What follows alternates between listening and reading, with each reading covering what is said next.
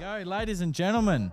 Welcome back to our original starting time, which is the name of the podcast, which was Lawnhub Live at lunch.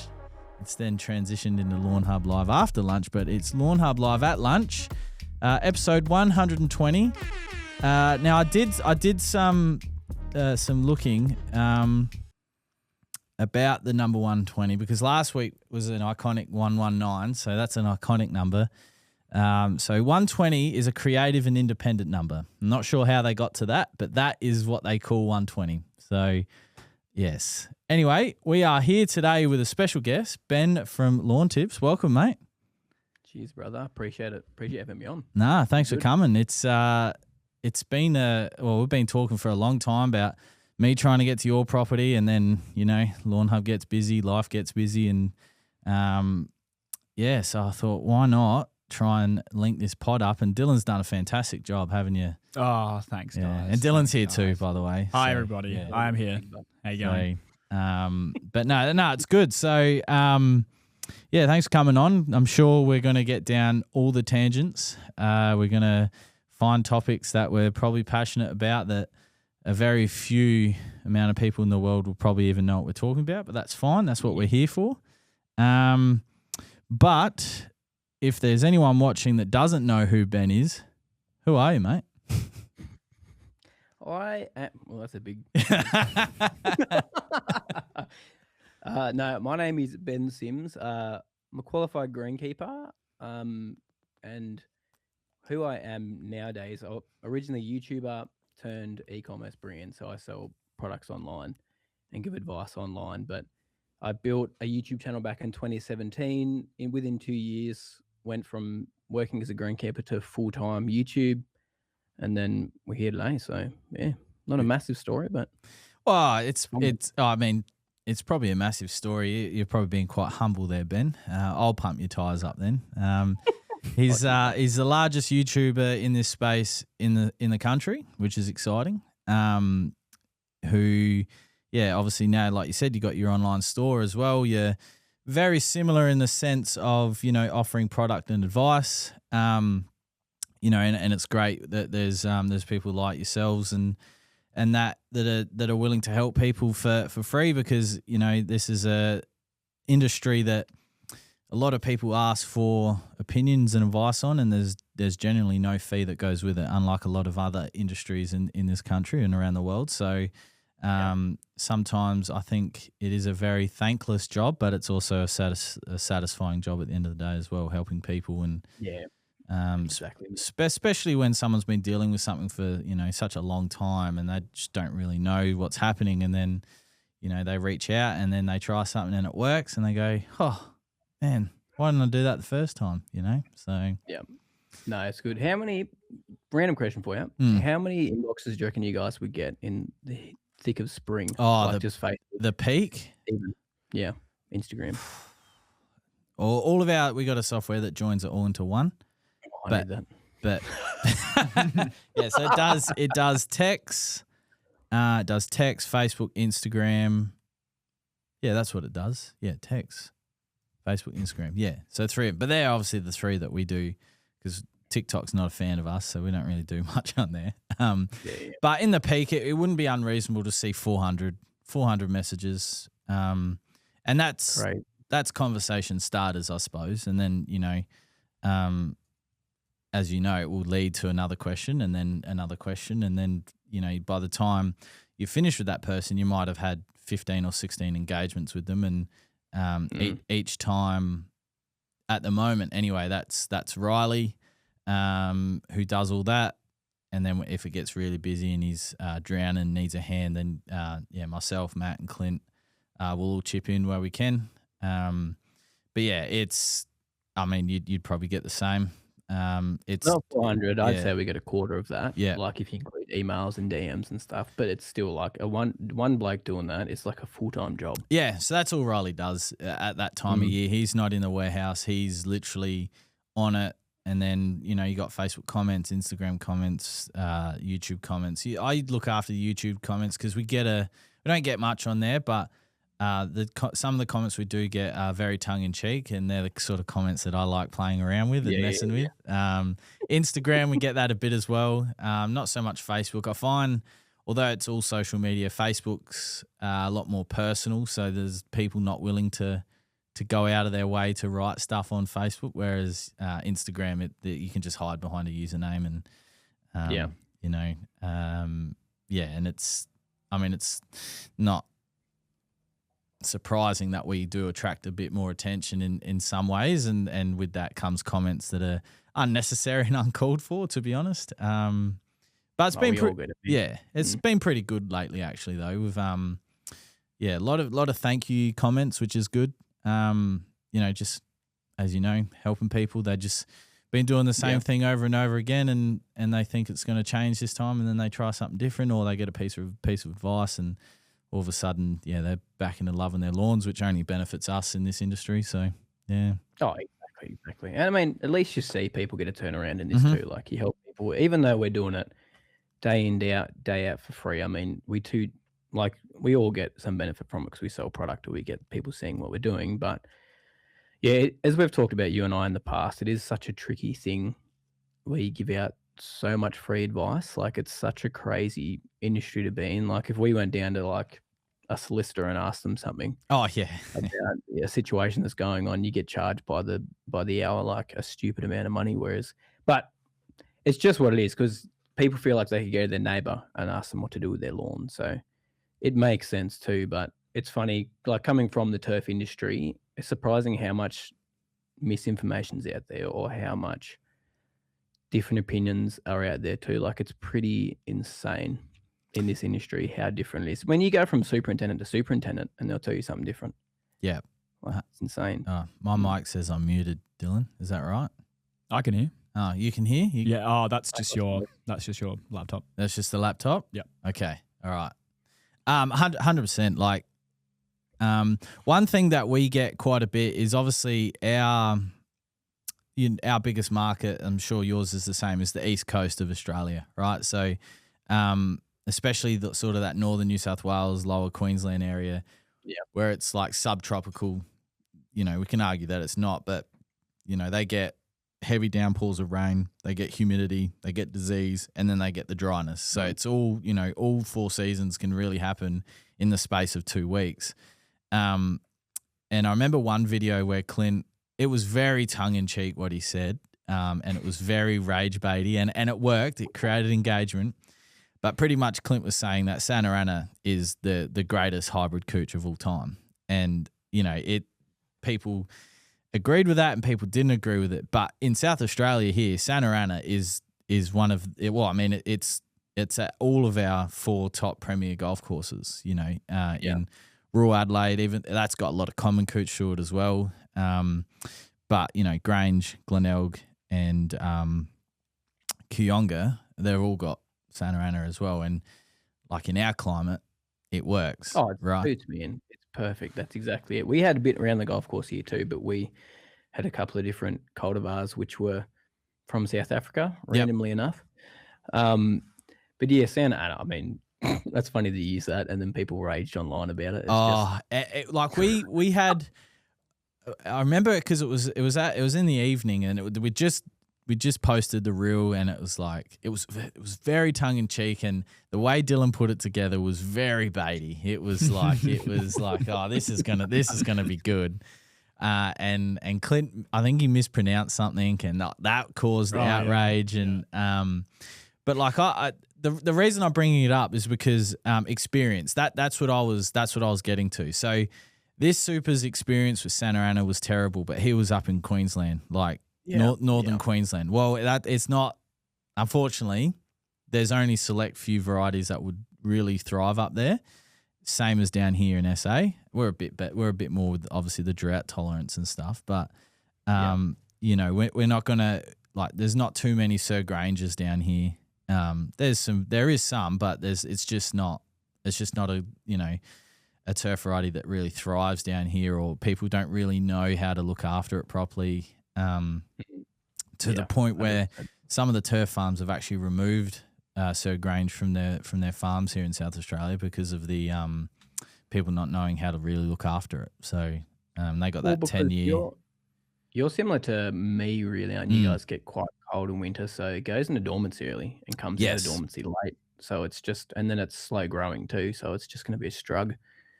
And homeowners are like, how much do I get my lawn a year? Like 3 months? Yeah, that's right, 100%. So yeah, experience from even like state to state is huge. You know, like there's and like I wasn't angry at the guy that messaged us. I was just trying to highlight that his experience and my experience, they're two different things. That doesn't mean that we're wrong. It's just, two things can be true at the same time. But when you're talking different states, different areas in which the lawn's supposed to grow, like it's just how we were. So that was, that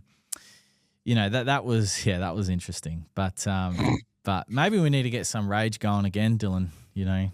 We need to find something.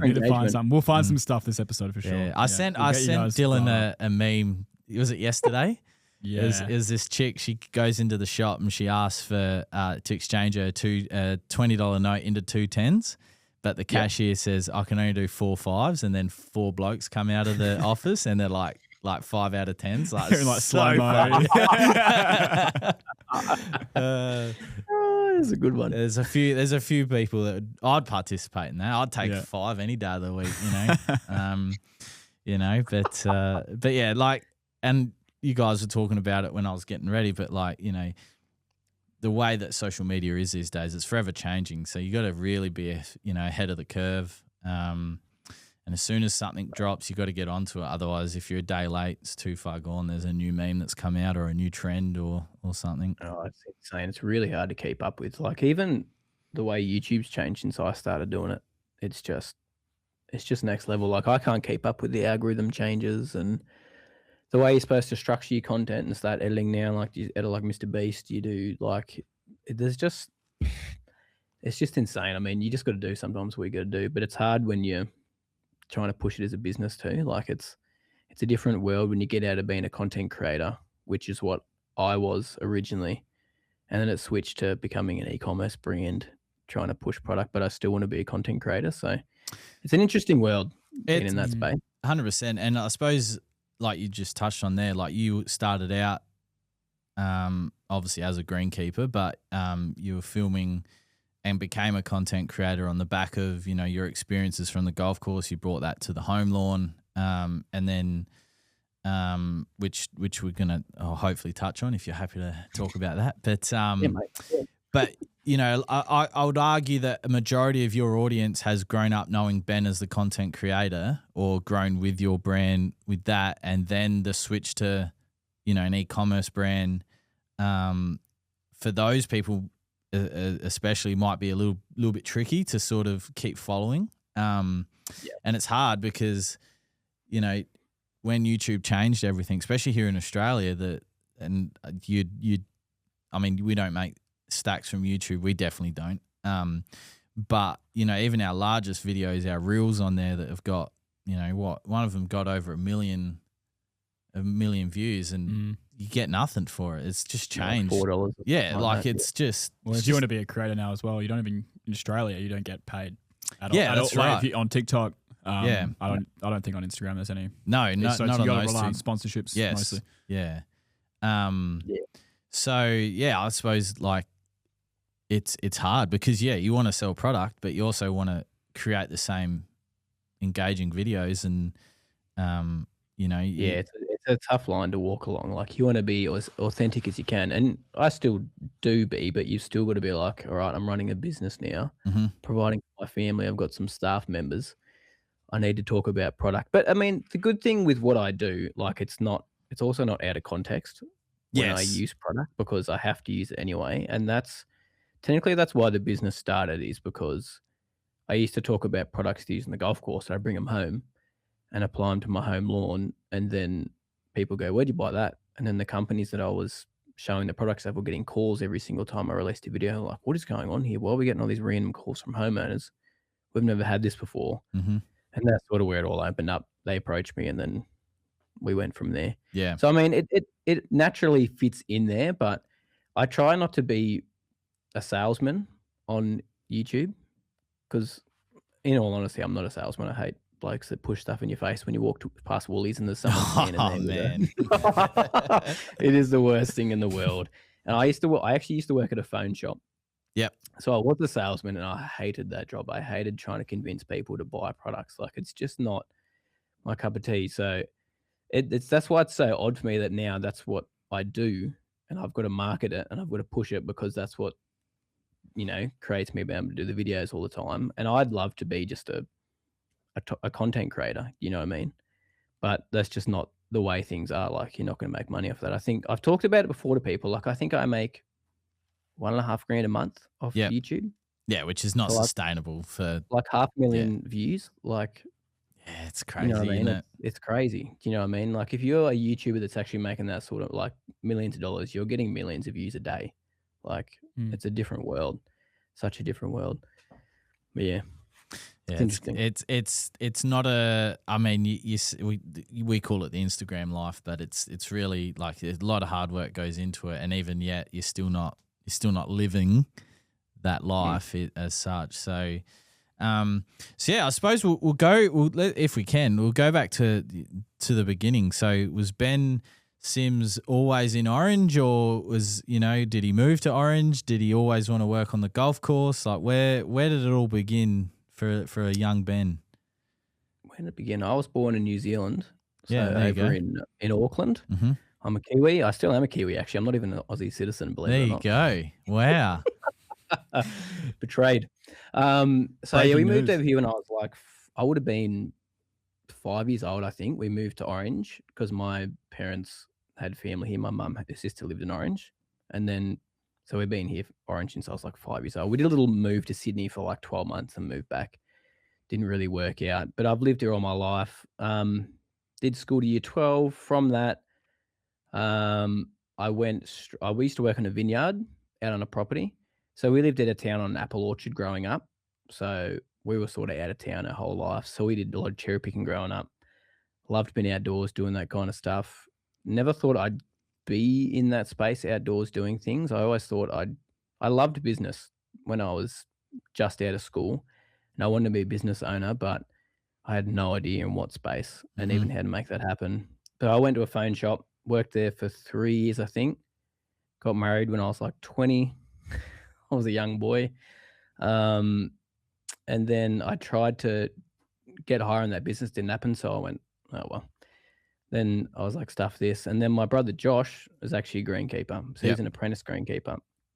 So he was a greenkeeper first, and he said, there's an apprenticeship coming up. Did you want to go on board with it? I was like, oh, yeah, let's give it a go. So I was 21 when I took that on. So I was a little bit older. I was actually mature age, technically, when I became an apprentice. Did that for 4 years, and then I think 6 years in, Josh and I got a shared superintendent role. So we're both boss within that period of time very, very quickly. Country golf course. Yeah. So we looked after a bowling green. We looked after some sporting fields, which we mostly just did the line marking and the mowing and a bit of fert here and there. And then the golf course too. But I mean, it wasn't like a private golf course, you know what I mean? Yeah. So it was good for my learning because there was always a problem. Like there was always something going on. Yeah. Grass type in here that wasn't meant to be there. There was weeds. There was so many things. So I learned how to deal with a lot of problems, I guess, which I loved because I love figuring things out and fixing them. So I learned a lot through those years. And then I think when I got really passionate about like grass would have been when I bought my first house, believe it or not. It wasn't when I was first on the golf course. I loved mowing. I loved getting out and listening to a podcast and just chill on the mower, fix irrigation, all that kind of stuff. But I didn't get super, super passionate until it was probably my 4th year of my apprenticeship. We built a house and I had to sow my own lawn at home. And it was my thing and I was looking after it and it was my job. I had to figure out what to do, what was working, what wasn't working. And that was sort of drove the passion. And I started buying books, looking up articles nonstop, like just constantly researching and just got obsessed with it. And then I actually started watching Alan Hayne, the lawn kenner. Oh, yeah. On YouTube. And I was like, I reckon I could do that. I'm a greenkeeper. I've got a bit of experience. I'm only young, but I reckon I could give that a crack. So I think I went and bought a little like point and shoot camera and just started filming. I think my first video was a DIY lawn striper on the back of a Toro. Yeah. trying to teach people how to stripe their lawns. Yeah. So that was my first video, and I think I got 1,000 views on that in a week, and I was like, 1,000? That's crazy. 1,000 views in a week, and it took me.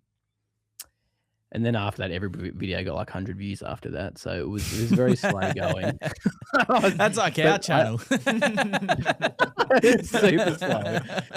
And I think the biggest thing was I just kept uploading every week, like consistently. I just do one video a week, just talk about what I was doing. Like it was basically me just documenting everything I did, what I was learning. Like I was honest. I was like, I actually don't know what I'm doing here in this situation. This is what I'm going to try, blah, blah, blah. And it just started.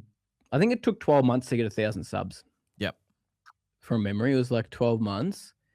And then I don't know I think the turning point was I had this video that was called Taking My Lawn Down to 10 Mil. I think it was the second year in. And it got like 1 million views in 2 months or something like that. Yeah. I remember that video because that's sort of when I started. Well, that's when we moved into our house. Yep. And like I started to get back in my lawn again. And I think that one was one that stood out. And I was like, this is a whole new world. Like I got a cylinder mower when I was 11. Dad and I got one, which actually ended up breaking. But that's how I learned how to put stripes in the lawn.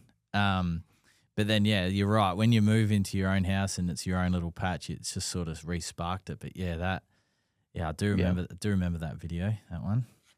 Yeah, so I did that video, and I think that blew up. And then my channel from there on in just started snowballing. Like I'd regularly get 20, 30,000, 40,000 views per video from that point on. And I was that one that made it go viral, my videos were just in the algorithm. Yeah. It was just getting recommended consistently, which is not really at that point right now. I probably average 10 to 20,000 views at the moment because I haven't had any viral videos in about 4 years. Yep. That's what you need. It's just how YouTube works. You got to get in the algorithm. Once it's done, you'll start getting pushed to people's feeds. But you need to be very entertaining and find those topics that people are just going to click. It's because talking about grass is not that exciting. No, it's really not. I mean, we had a goal for last season, which was a video every week, which we fell short of, Dylan, or we did it maybe by 2 episodes, 2 weeks. It's hard, it is hard, and like it's not that's not our main business goal either, is to film YouTube videos. So finding time, and then you get days where it's 48 degrees and you don't want to leave the office, you know, like it's just stinking. But at the same time, like this year, I haven't been available. Clint hasn't been available. And the return's also not there for the type of videos we can create because we're just doing them out the front pretty much. Yeah. And it's almost the same video. Yeah. Pretty much every week. It gets consistent views, but there's nothing that's groundbreaking. The stuff at Dad's place got a bit of engagement back. That's good. That's diverse. That's a whole day that I have to go out and do that. And it was 46 degrees that day too. I cooked myself, had to go inside for a couple of hours to cool back down. But you know, it is tough and consistency, where our consistency is replying to people, helping people, get people's orders out. That's our consistency and that's our business there. Well, we're like the opposite of what Ben was saying, is that we started as a business and then became content creators. Really. We're complete opposite. We started as a business and then, I don't know. Obviously, we had Max when Lawnhub was first around, and he was our sort of content guy, and then he shifted into his own business, which is doing really well in. But yeah, we do some educational videos up here in the studio, but it just doesn't, like, people, and as you know, people, they only search for something when they want to know something. If they're not interested, then there's just no way they're going to watch it. So. It's unless tough. They like you as a personality, right? which is what those views would mostly come from. It's the people that my drawings. My drawings are really and good. Your drawings and your drawings. No doubt. We got some pieces of paper on the desk opposite to this wall, and one of them, I don't know what one is it, the pre-emergent one, I think, or wedding agent one. Oh, yeah. Something. It's great drawing. We'll chuck it in the have to be museum. better than my drawings, bro. I used to get bagged out so much in my first videos. I used to get the notebook out. Yes. And drawing them, like little stick figures and stuff. And it was pretty yuck. Well, ours, I'll go get it, actually. I'll go get it. I didn't ask for it. He just said he didn't ask for it. The people will. The people will. The people. The people. You know. Oh, that's better than mine. That's nice and big. Yeah, I'll put these on. Hang on. You know, you got some neat writing there, mate. It was. This was just take one too, I think. So, you know, like how does a wedding agent work? Like, you know, it's pretty good. Yeah. Anyway, we maybe didn't get shit for that, but we got shit for the vertigo wall. Oh, the vertigo wall. Yeah. So to that side, I don't know what side. Yeah, behind. Yeah, Dylan. behind there. Yeah, we're trying to be trendy. So this one is all black on black. Where are we going here? The panel. Yeah, the panel. So, but the one in front of me is like a tan and black, and we filmed a sprayer video, like cheap sprayers from. I think I've seen that one. Yeah. From a certain store that we're not allowed to say. And it's just the screen, man, was gone like this the whole time. It was terrible. And so now we've got a green screen in front of it. So. Yeah, we had an MRI admin lady come through and was like, whoa, I'm getting like vertigo looking at it. And it genuinely and was. Matt was like, why did I sit down? So, but there's people out there with this backing and it doesn't look as bad. Fine. So it just must be the room. It's the way the lights hitting the individual slats and so we don't shoot there anymore is the point of that. No. Yeah, it was tough. It was a good video though. It was a good video. I learned a lot because I didn't know these sprayers. I didn't even know where they came from. Did you get them? Did I get them? Yeah. No, you bought them. No, I didn't get them. No. Oh, mate. Where did they come from? I didn't appeared out of nowhere. What do you mean you didn't buy them? Where did they have come from? I didn't buy them. Someone bought. Oh, Clint did. Clint did. He was going to do a video on it, but okay. we ended up taking over. Yeah. Yeah, I ended up taking the. Yeah, you did the Nilex one. The Nilex one. Yeah. Last week. Yeah. You've given away. You got them from now. Yeah. Because the Nilex one actually won because that come with a flat fan nozzle as standard. You didn't have to buy it extra. And it was like $30 or something. They're pretty good price. Yeah. And yeah, I mean. Yeah, we're not allowed to talk about that place, so we'll move on. Oh, goodness. We laugh, but it's true. We can't talk about it. Oh, goodness. So a simpler time. Yeah, much simpler time. It was a simpler time. Yeah, there's certain phrases we can't say anymore. There's certain packs. Certain packs we can't call anymore. Yeah, you can't stand within a certain meterage. Yeah, no, places. That's yours. That's mine. That's only yours. Personal. Yeah. Yeah. Okay. No. Yeah. Sounds a bit sus. Oh, goodness. So, one thing I wanted to talk about was the severe water restrictions that your town of Orange went through when you were at your older place. Yeah. Obviously, you could still water because you had the bore. Talk us through that because we haven't had really major water restrictions here in Adelaide since 2006, 2007, and I was still in primary school at that stage.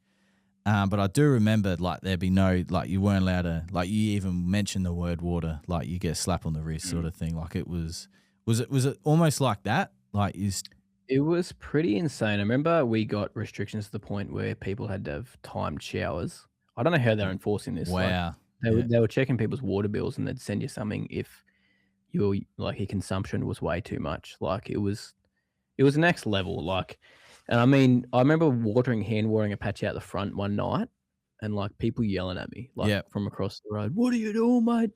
Shouldn't be doing that." And that's real bad, but I get the drone up and every single lawn in the area was dead and mine was like, bing! Yeah, it was bright green. How did they find me? Yeah. I forgot about that. Yeah. So that was 2019 or 2020? It would have been 2020, I think, when that happened.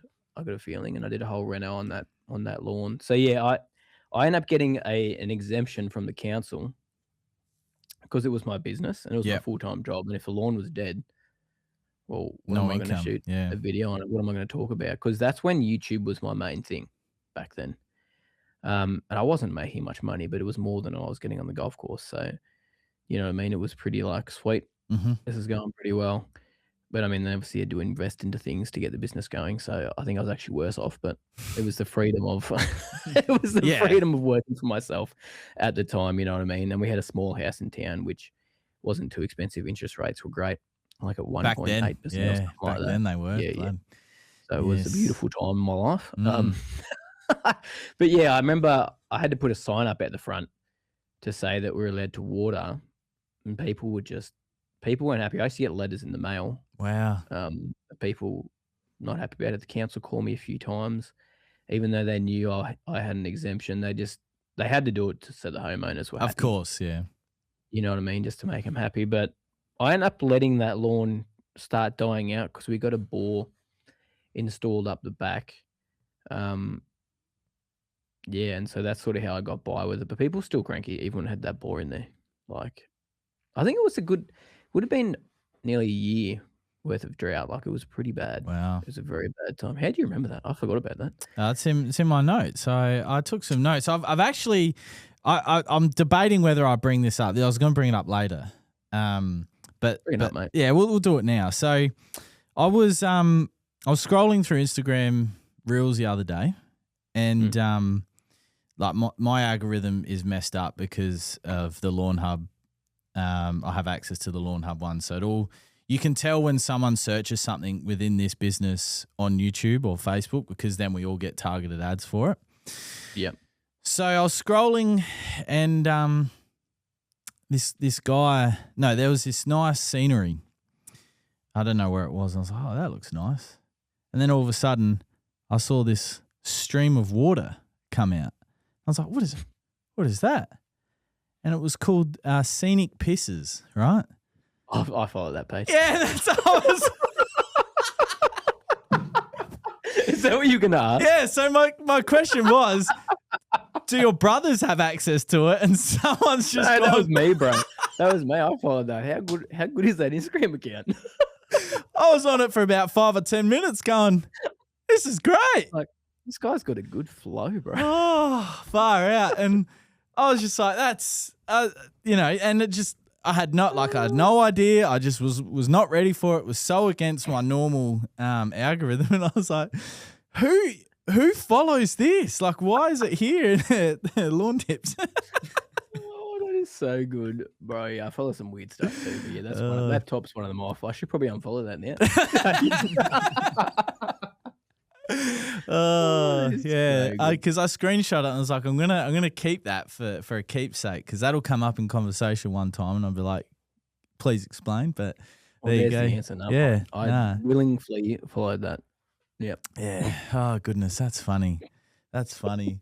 Well, back to the regular program. Out of anything that you could have asked. Yeah, no, well, no, I was not expecting because I've got stuff like a bit later on, a bit of fun, but that one I was just like, oh, I'll see where it goes, see sort of like see how I can bring it up, but that's how I brought it up. So, so yeah, you got the bore in, did the reno, lawn come back nice, and then the decision to move, was that always on the cards, or you didn't want to move, but you then found something that was sort of too good to be true, sort of thing, or? Yeah. So it was always the goal, but the goal was like when my son was 10.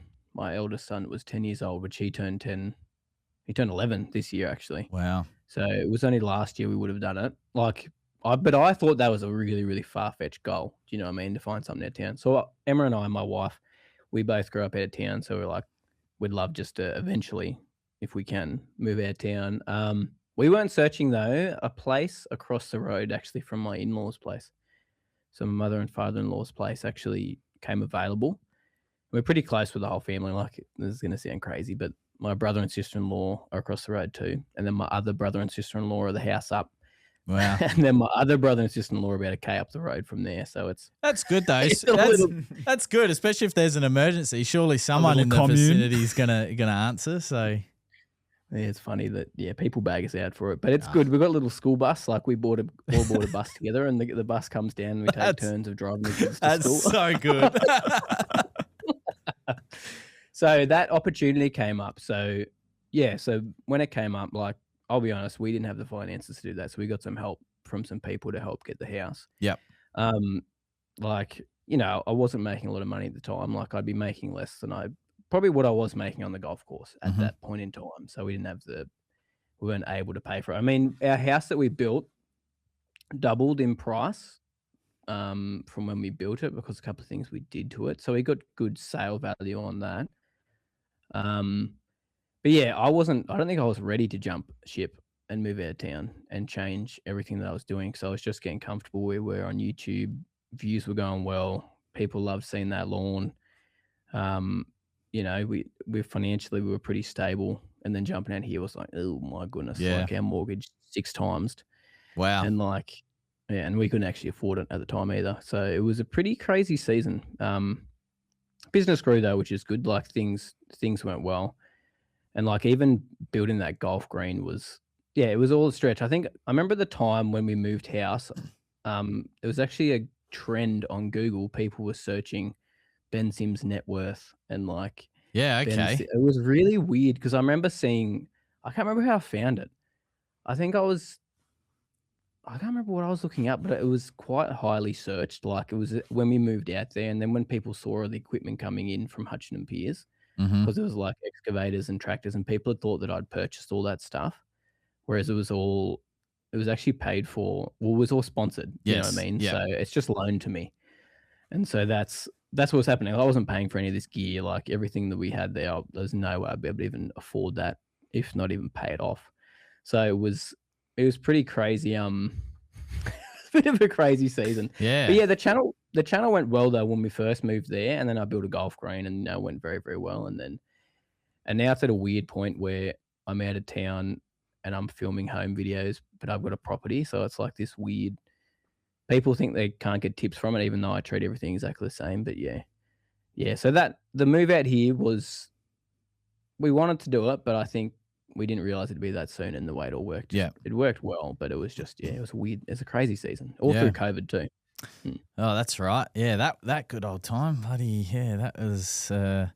That whole time, especially because Clint had railways at the time as well, the landscape yard down south here in Adelaide, and like that boomed. He took that over, and then COVID hit, and then everyone cancelled their overseas holidays. They're touring around Australia, and they end up spending all that money on their home, so they, mulch in new lawns, so like Lawnhub had an upsell from that, Water Pro with the irrigation also had an upsell with that, and then Railways offering all the different landscape suppliers had an upsell from that. So it was just a crazy time for Clint, and by the sounds of it yourself in that time, because everyone's just, wants to do it. Well, and that's what kind of helped us get a bigger loan with the bank too, is because we had this sudden influx of sales kicking in. Like I think it 4 times. Yep.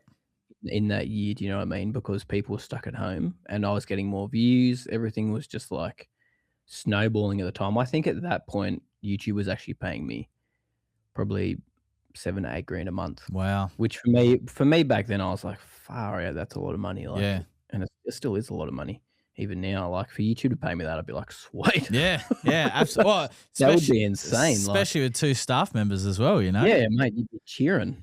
Like, I don't get paid that now. I think I get paid $1,500, as I said, a month. But that's what also made it possible for us to move out here, because we did have that. It was perfect timing, really. Like I look back at COVID with fond memories. A lot of people don't. Oh yeah, well I was in the supermarket at the time, and yeah, I mean it was probably the end of my love in that space, because I mean I loved going to work in the supermarket every day. It was meet new people, chat to locals, and especially the store that I was in, it was a very community area.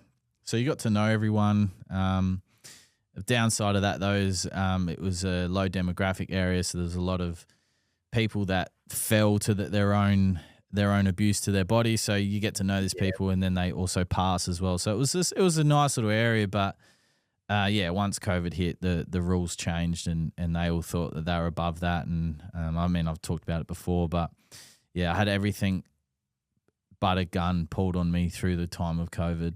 And it just really took the sting out of it. I just didn't like going to work anymore. It just wasn't worth it. Like why spend 60 hours a week in this place trying to, make sure it's full for the customers, greet people, and they're not just giving the same respect back. So, yeah, and then I was at the end of it, and I just said, I remember speaking to HR, my managers, and said, I don't know what's going to happen, but I just can't do this anymore. And then, like, shining light moment, Clint at the time didn't know it was Clint, but Lawnhub posted saying they're looking for a casual picker and packer 30 hours a week, and I said to my missus, I said, Angel, I'm just going to apply.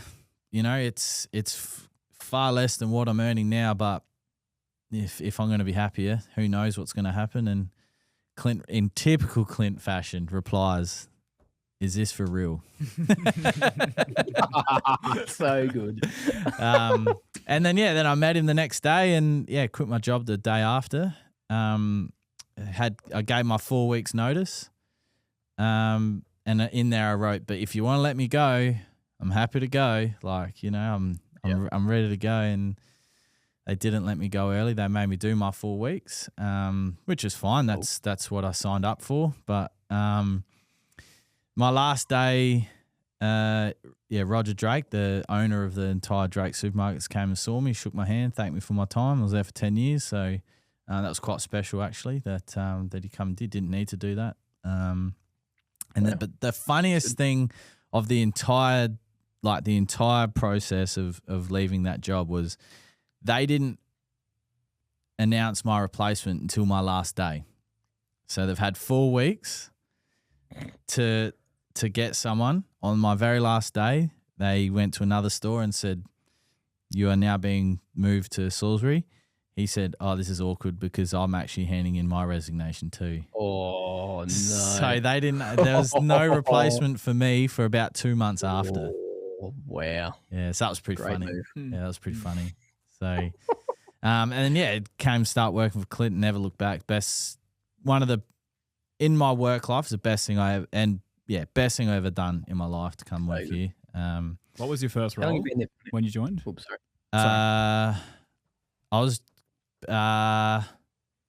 I came on as business manager. Yeah. And I applied for a casual role, but it was I came on full time. I said to Clint, I needed something because, had a mortgage, I had a really good paying job at Drake's. It was stable. It was the most stable job on the planet at that time in a supermarket. Everyone used the supermarket every day during COVID, even though you only had to do it during times when you needed to get something, but that didn't stop anyone. And I said, I remember saying to Clint, I don't want to be pushy, but I need a contract. It's just for my satisfaction. And I was the first one in the business to get a contract. Everyone else was just hired on the spot sort of thing. Like, right, come work here. So I came on as business manager. 3 days later, came off probation. And then 10 months later was the operations manager for both. So that was nearly 5 years. So October would be 5 years. Yeah. So, wow. Yeah, it's crazy. It's like I was 10 years at Drake's, and I was saying this to Jared, the warehouse manager at WaterPro. I was at Drake's for 10 years, and that felt like a drag. Like, it felt like it was such a long time of my life. Been here nearly 5, and it feels like I've been here 5 minutes. So, well, you enjoyed it, obviously. Oh, love it. Like, it's always changing too. There's always something different to do, I guess, so it keeps it interesting. Always something different, especially here, like with the stuff that we've got going on that we've started to talk about, and stuff that's been under wraps for such a long period of time. And it's just like I can't believe it's Friday and we're nearly at the end of May already this year. So it's going to be a quick winter, I think, this year. Oh, it just feels like it. Just getting quicker and quicker. So yeah, it's so the golf green was next level because that was full like USGA spec. That was during a time as well where everyone, like you said, during COVID, wanted to buy USGA sand. You saw it on all the pages and stuff, like where can I get USGA spec sand and all this sort of stuff. And it really became a trend. And like that, and you did a lot of that, or you did a lot of it yourself in the end, didn't you? It was I pretty much did it all by myself. Yeah, I think I had it's crazy. Had old Dan Caddy pop in for a day. Right. And he just stood on a whack it back for a day. And then what do we have? Who else came? I think that was it. I had one of my wife's cousin's husbands come for a day on the tractor. Yep. And he nearly tipped it. Oh. That was a good day. That was like, maybe I want to get someone else. Yeah. So yeah, all of it pretty much by myself, which it was a mammoth of a job. While running an e-commerce business and answering customers' emails, I remember driving the skiddy in the sand and doing emails on my phone and like getting back to people in DMs because it was just me at that point. And the business there was probably 70 to 80 inboxes, messages, everything per day in summer. And the business has grown a lot more since then. But at that point, I was just like, how am I even doing this? And I was filming it and then I was editing it. And then, yeah, it was such an insane season of life. I don't even know how I did it, to be honest. It was pretty crazy, but it was fun. I think that's what kept me going through it. It was fun and I was enjoying it. It was something new. And I was like, I'd built golf greens on the golf course, but I'd never actually, like I'd been part of the process, but I'd never actually constructed something because we didn't drive skiddies on the golf course. We mowed and we looked after irrigation and sprayed fertilizer and stuff. We didn't have construction gear. We just helped design the drainage and stuff like that. That was mostly what we did. So it was cool being able to be on that side of it and actually construct and choose how I wanted it to be designed and what materials I used. And yeah, it was very cool, pretty rewarding process. Yeah. Is there anything throughout the process that you'd change if you were to do it again? I would probably just spend a little bit more time shaping certain areas. Like there's a section up the back near the trees. It's just, it jumps up a little bit too quickly and the mower digs in on that side. It's pretty good now because I've top dressed it quite a few times. When I first started, there's just a few spots here and there. I wish I didn't rush at the last second. I don't know. I would have loved to have maybe put some feature sections in before I got the green in. But I think I kind of almost wish I did everything else in the green last too. Yeah. Like left the big project until the end. But I mean, you've seen how slow it's been for me getting the rest of the projects done because obviously the lawn tips business is what we do most of the time, and the fun part's getting outside and filming. Like it's like a day off almost when we get to go outside and film stuff. Yeah. And it's hard getting out there and doing that. Whereas I'd love to be doing that every single day. Like that's at the at the base of it, that's what the business is to me is that, but it's obviously not what brings the money in. But yeah, I probably wouldn't change much else. Probably just the timing of maybe doing it a bit later. Yeah, maybe had a bunker in a bit earlier, but yeah, I think I enjoyed the way it all panned out in the end. Yep. Yeah, nice. It's it was. I mean, it was great to watch because it was just hard. It was hard yakka watching. I couldn't imagine what it was like actually doing. So.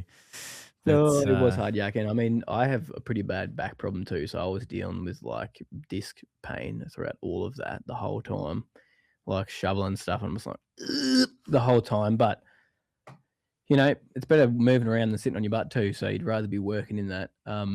But it was taxing, but it was such a rewarding progress. And the thing that I love about doing YouTube is, like, I sometimes go back and watch stuff that I've done. Like, you've got a whole diary.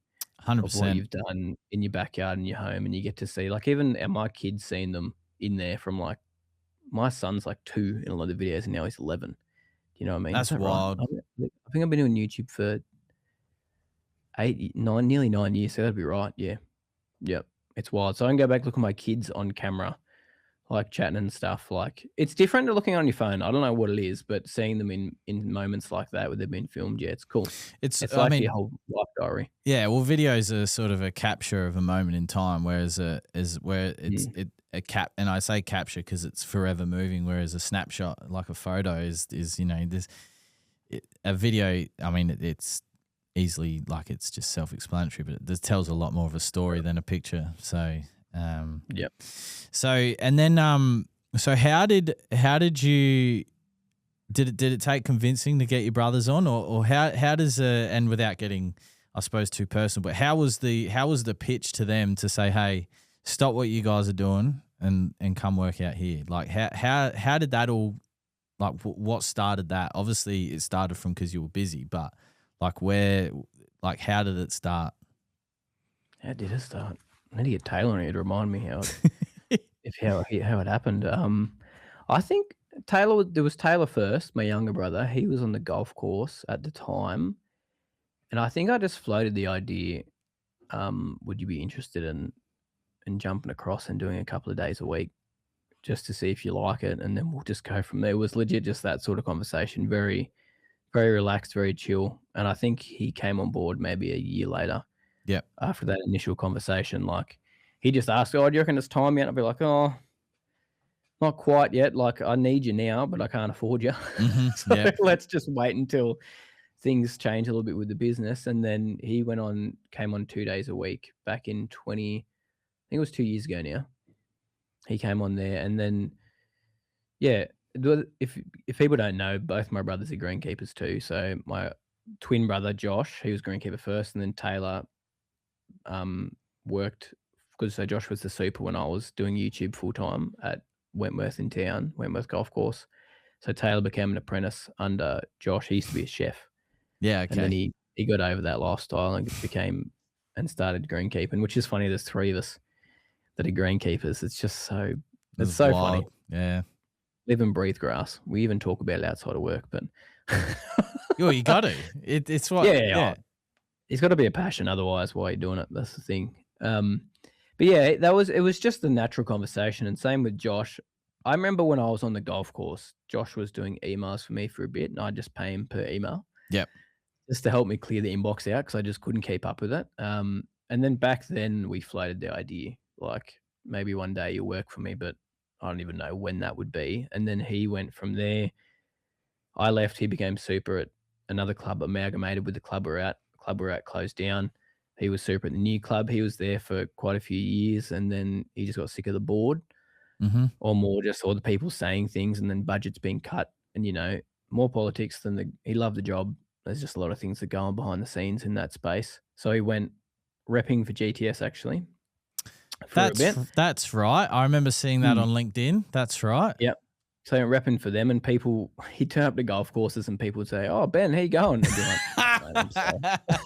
like, which is so weird because I never realized greenkeepers or the apprentices watched my stuff. I thought just homeowners were watching them in. Nah. So that really made me go, really? Like people in golf courses are watching my content. That's funny as. And then when my little brother went through Taylor, he opened up a lot of the curriculum, and my videos are in there, in the TAFE curriculum. Obviously you didn't know about it. No, I had no idea. The only reason I found out is because Taylor went through and did it. Wow. And that's crazy. A lot of my videos in there, like how to calibrate your sprayer. There's a couple of different ones in there. I'm just like, what? So random. But anyway, and then Josh came aboard. Like we got to a point where the business kept growing, took on my own product line. And then I was like, what do you reckon, man? Would you be keen to jump on full time? And he was like, yep. And just happened. I mean, it's nice work. We all get along very, very well. So it's a pretty easy business decision. Like if you have family get along with super well, like I recommend it. If you don't get along with them, don't do it. Yeah. Well, yeah. And family is always one of those things that like you try and, especially with work, because things can happen, right? But I mean, if you guys sound like you're a good trio there, so you sort of might be an exception to the rule. But yeah, you just hear some horror stories about family and work. So I mean, it mostly comes down to finance, though, I think, with a lot of people. Like people get funny about money.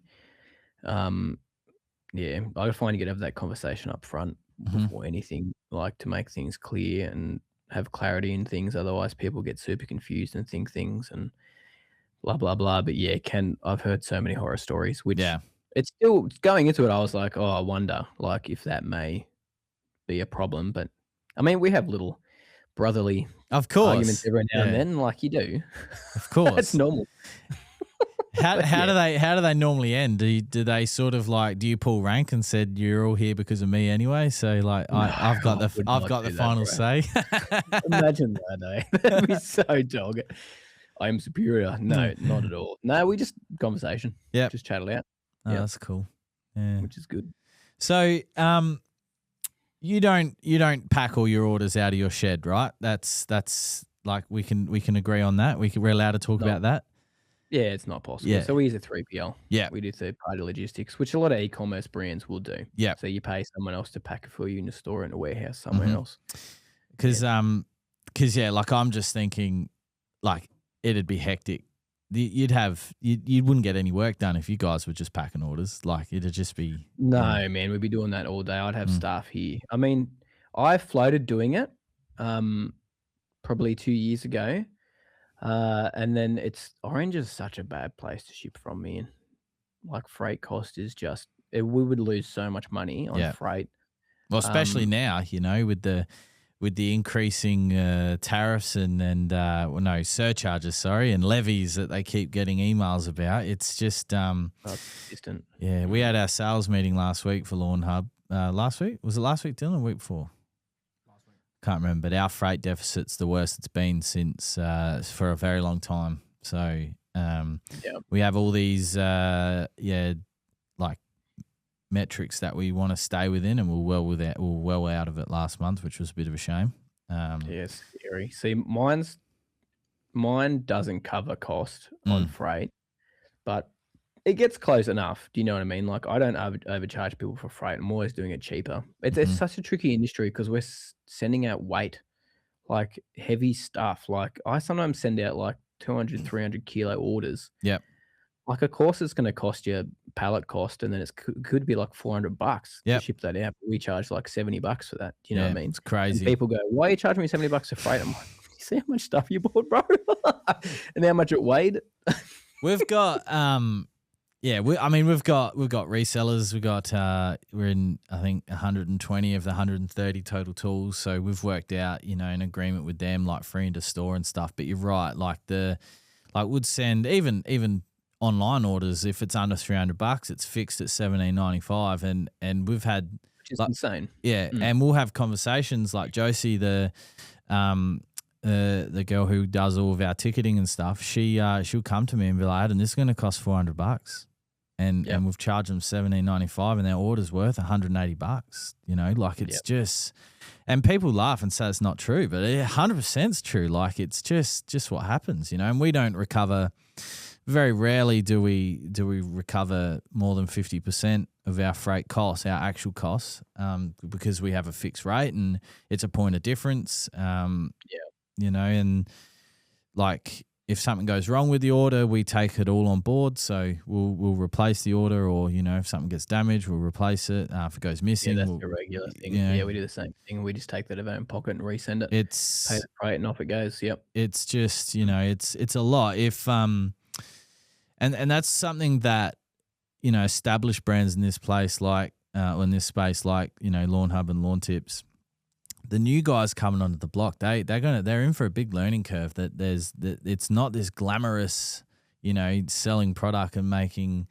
Don't make money overnight. That's no, and especially if you're not on the bands that we are with freight as well. I'm sure you're on a good band with Australia. I don't know who you use, but we use Australia Post and Toll, and tracking. Yeah, EPM5, which makes a big difference, but it still hits you. Oh, 100%. It's it's one of the things in this industry that unfortunately we just have to, it's not like clothing that weighs nothing. You can buy 20, 30 shirts and it weighs nothing still. You buy one bucket and you're already at 5 kilos.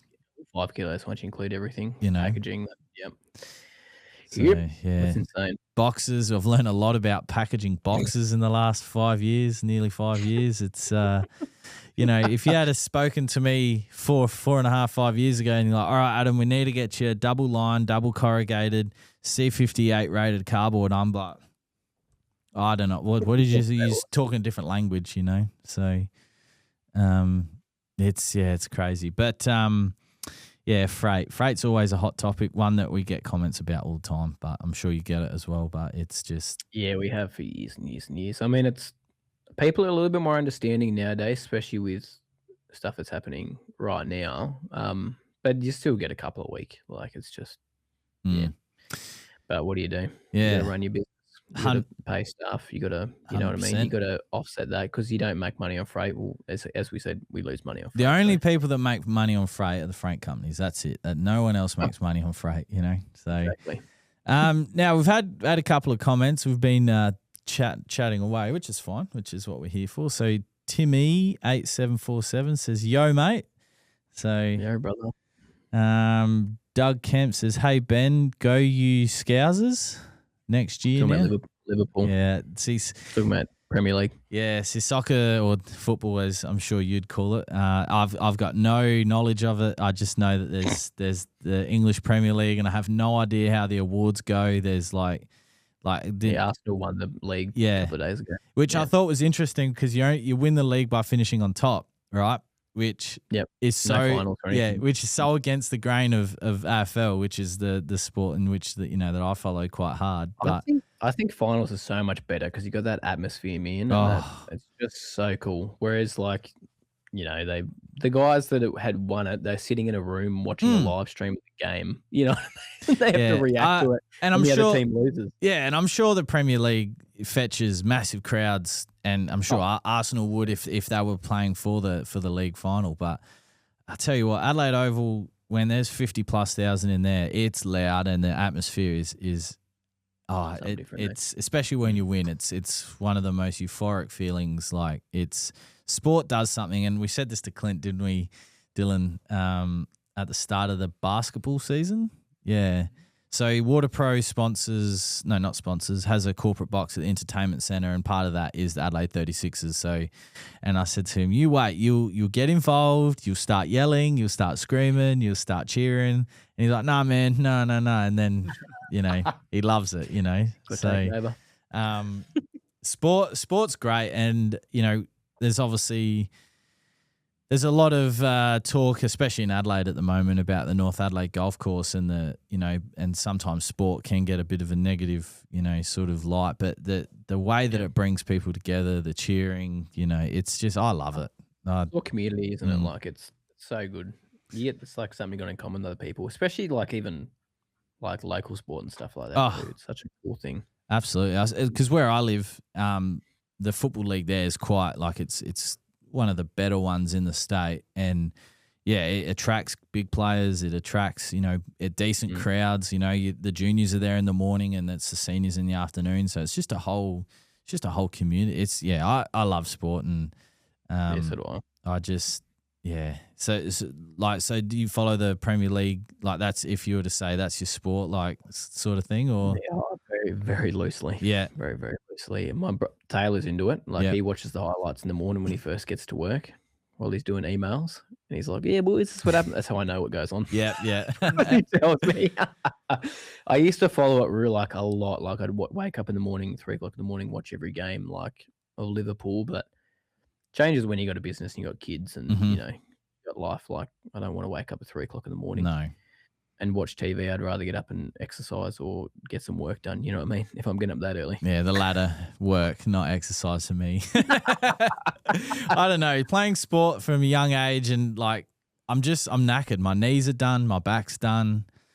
That's not good, bro. Nah, it's oldest 31-year-old you ever meet. How old are you? 40. Yeah, I was gonna say. Yeah, I'm old. Yeah, it's been cold in the mornings at the moment, so it's taken a while for my knees to get some fluid running through it. Compared to we had an 8 degrees over here, but it's the lawn's all dewed up. It's we haven't had any frost yet where I live, not yet anyway. But it's just a shock because we'll have nice weather and then it just falls off, and then the same in summertime. It's been cool and then it warms up, and then you've got every weed seed in the soil germinating in a day because it's been cold, and then then once that happens, that's when we call the season starting. So and that's usually for us about August. So it's pretty similar here. Yeah, very, very similar. I think we take a little bit longer to warm up, but we've had some minuses already. Actually, we've had -1.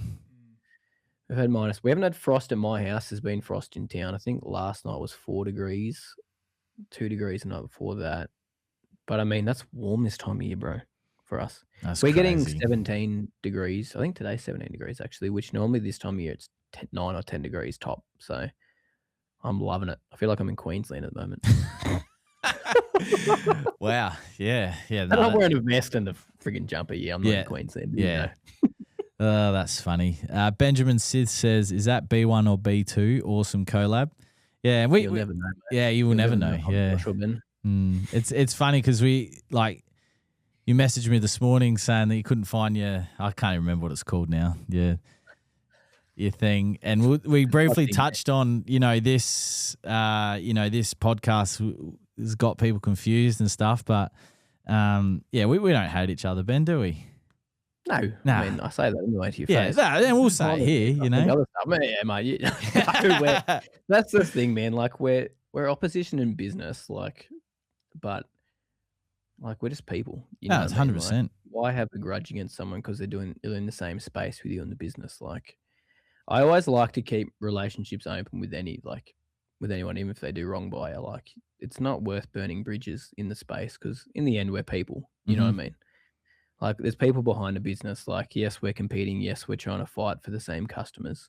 I wouldn't call it fight. There's enough people out there. I mean, not compared to America, but no, and that's obviously that's what appeals us to the US is, we just anyone going to the US, no matter what market it is, you just need a slither and it blows Australia out the water from what we're being told and what we've seen. So, so we got Vemjim here, says hi all. So he's, I'm sure Vemjim frequents your posts and pages as well. He's a massive Lawnhub fan too. Where's the mouse? There we go. Jonathan. Not going to try and pronounce that last name because I will butcher it. Total Tools going to be stocking seeds soon. Smack the $17 freight and shipping being delayed. So sadly, we'll miss sowing this weekend. So sorry, Jonathan. Unfortunately, shipping delays is something that we didn't discuss as well about freight. But obviously we have zero control over that and it's rather frustrating. But hopefully whoever it is sorting it out. But Total Tools do have access to seed, Jonathan. So it'd just be a case of asking the manager if they can get it in for you. Because one store, you might find this funny, Ben, but one of the Total Tools stores took 30 buckets of seed for their store down in Tasmania. So 30 buckets. Yeah, and the Launceston store. Yeah. Yeah, I'm assuming it was ryegrass. Yeah, it's just perennial. It's a 3 blend. It was we actually found out that it was the blend that they used to oversow Norwood Oval for gather around here. So it was a nice little cool. Go. That's pretty cool. And you ever have any issues getting it into Tassie with certificates? Never been asked for it. Yeah.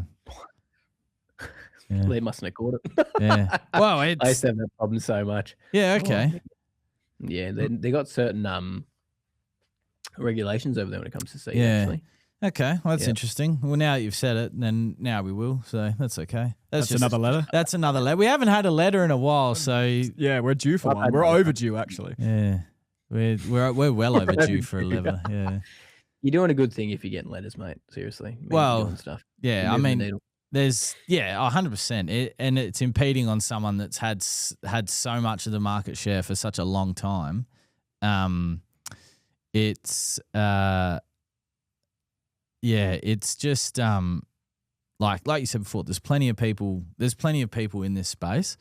But I guess play devil's advocate because I've been doing a lot of that lately. It's helped me view things different perspective. But if you were one of the companies that doesn't like us, and you've had the market share for such a long period of time, you're going to do whatever you can to protect that. So get it back. Yeah. So I understand where they're coming from, and we just like to. It's one of our rules: get it done, having fun. So, and that's exactly what we do here, and that results in us getting letters. So, and it's just part of the fun. Yeah, but not everyone else wants to. I've had letters, partake. Not the way you guys got letters, but I've had letters for saying the wrong thing on video before.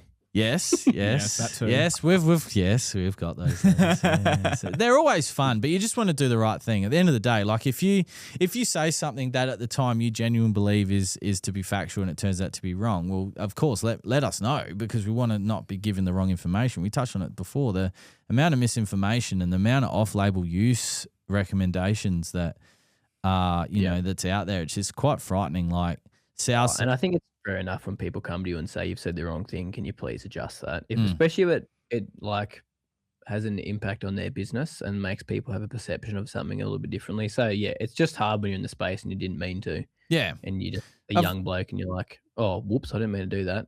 Of course, if you've done it on purpose, then you deserve to be, be punished. But if it was an honest mistake, like, yeah. So at the moment, I don't know if you get soursobs up where you are, but soursobs are it looks like clover to begin with, then it shoots up a nice little thick green stem and has a yellow flower on top.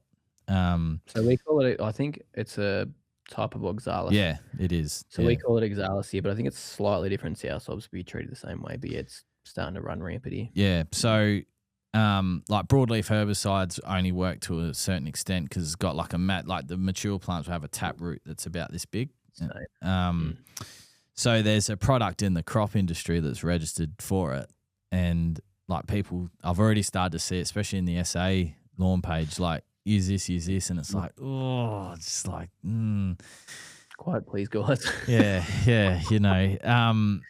it's just it, and that person might not know either, and they might not know that it's not like they don't understand what turf registered or crop registered means, and that's fine, but at the same time, someone might go chuck out this product on their buffalo lawn and then wonder why they've got no lawn left, and it's it's tough. It's a scary space. Yeah, you can make one little false move, mix something in wrong, and then it's gone.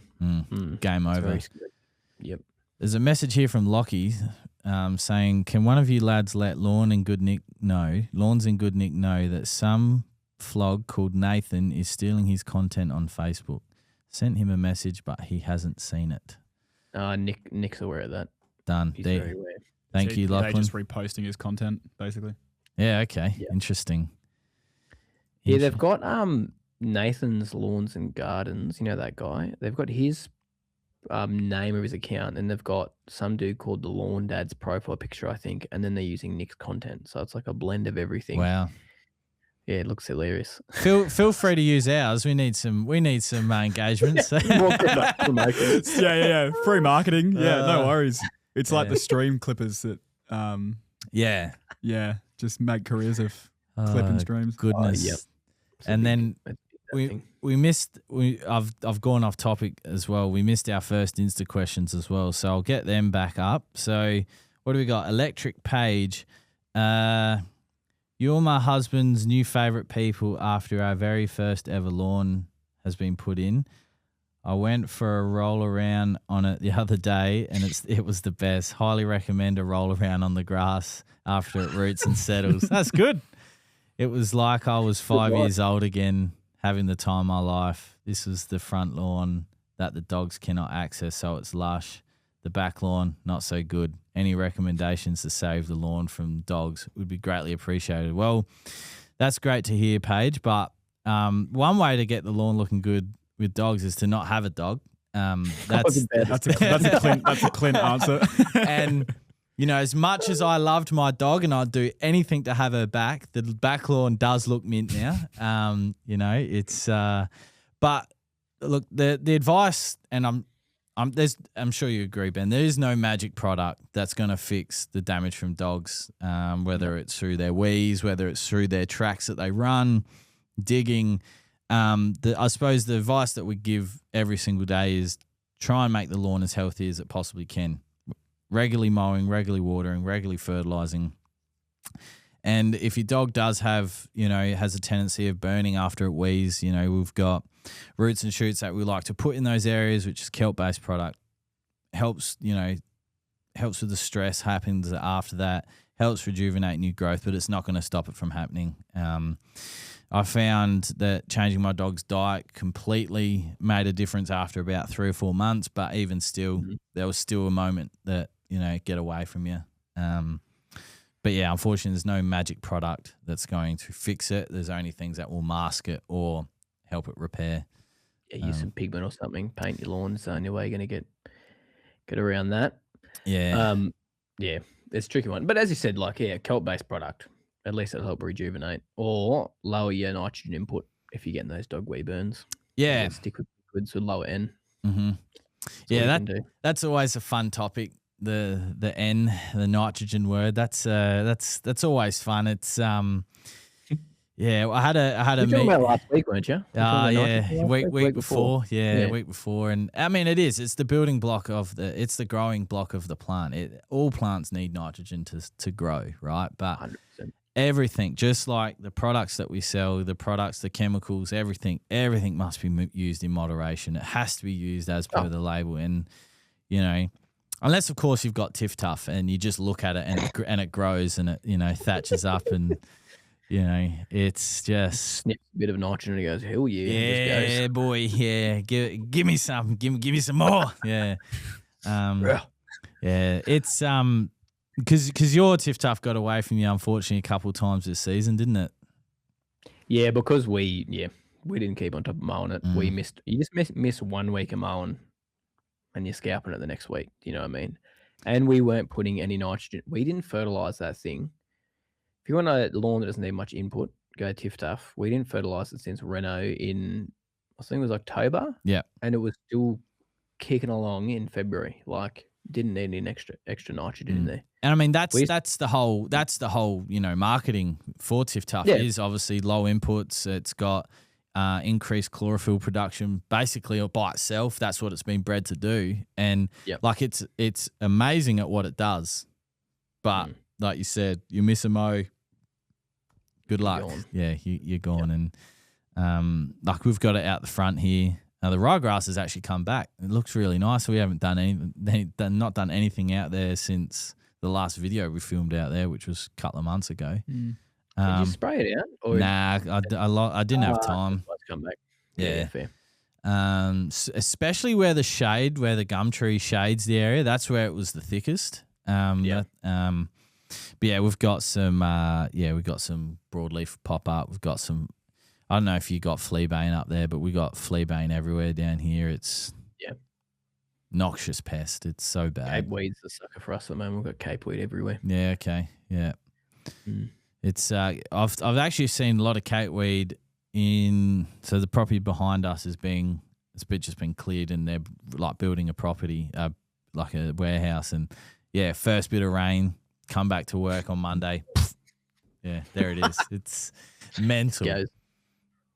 It's mental. It's it's funny one. But I suppose that's a good segue into what is your favorite lawn product that's like not a chemical.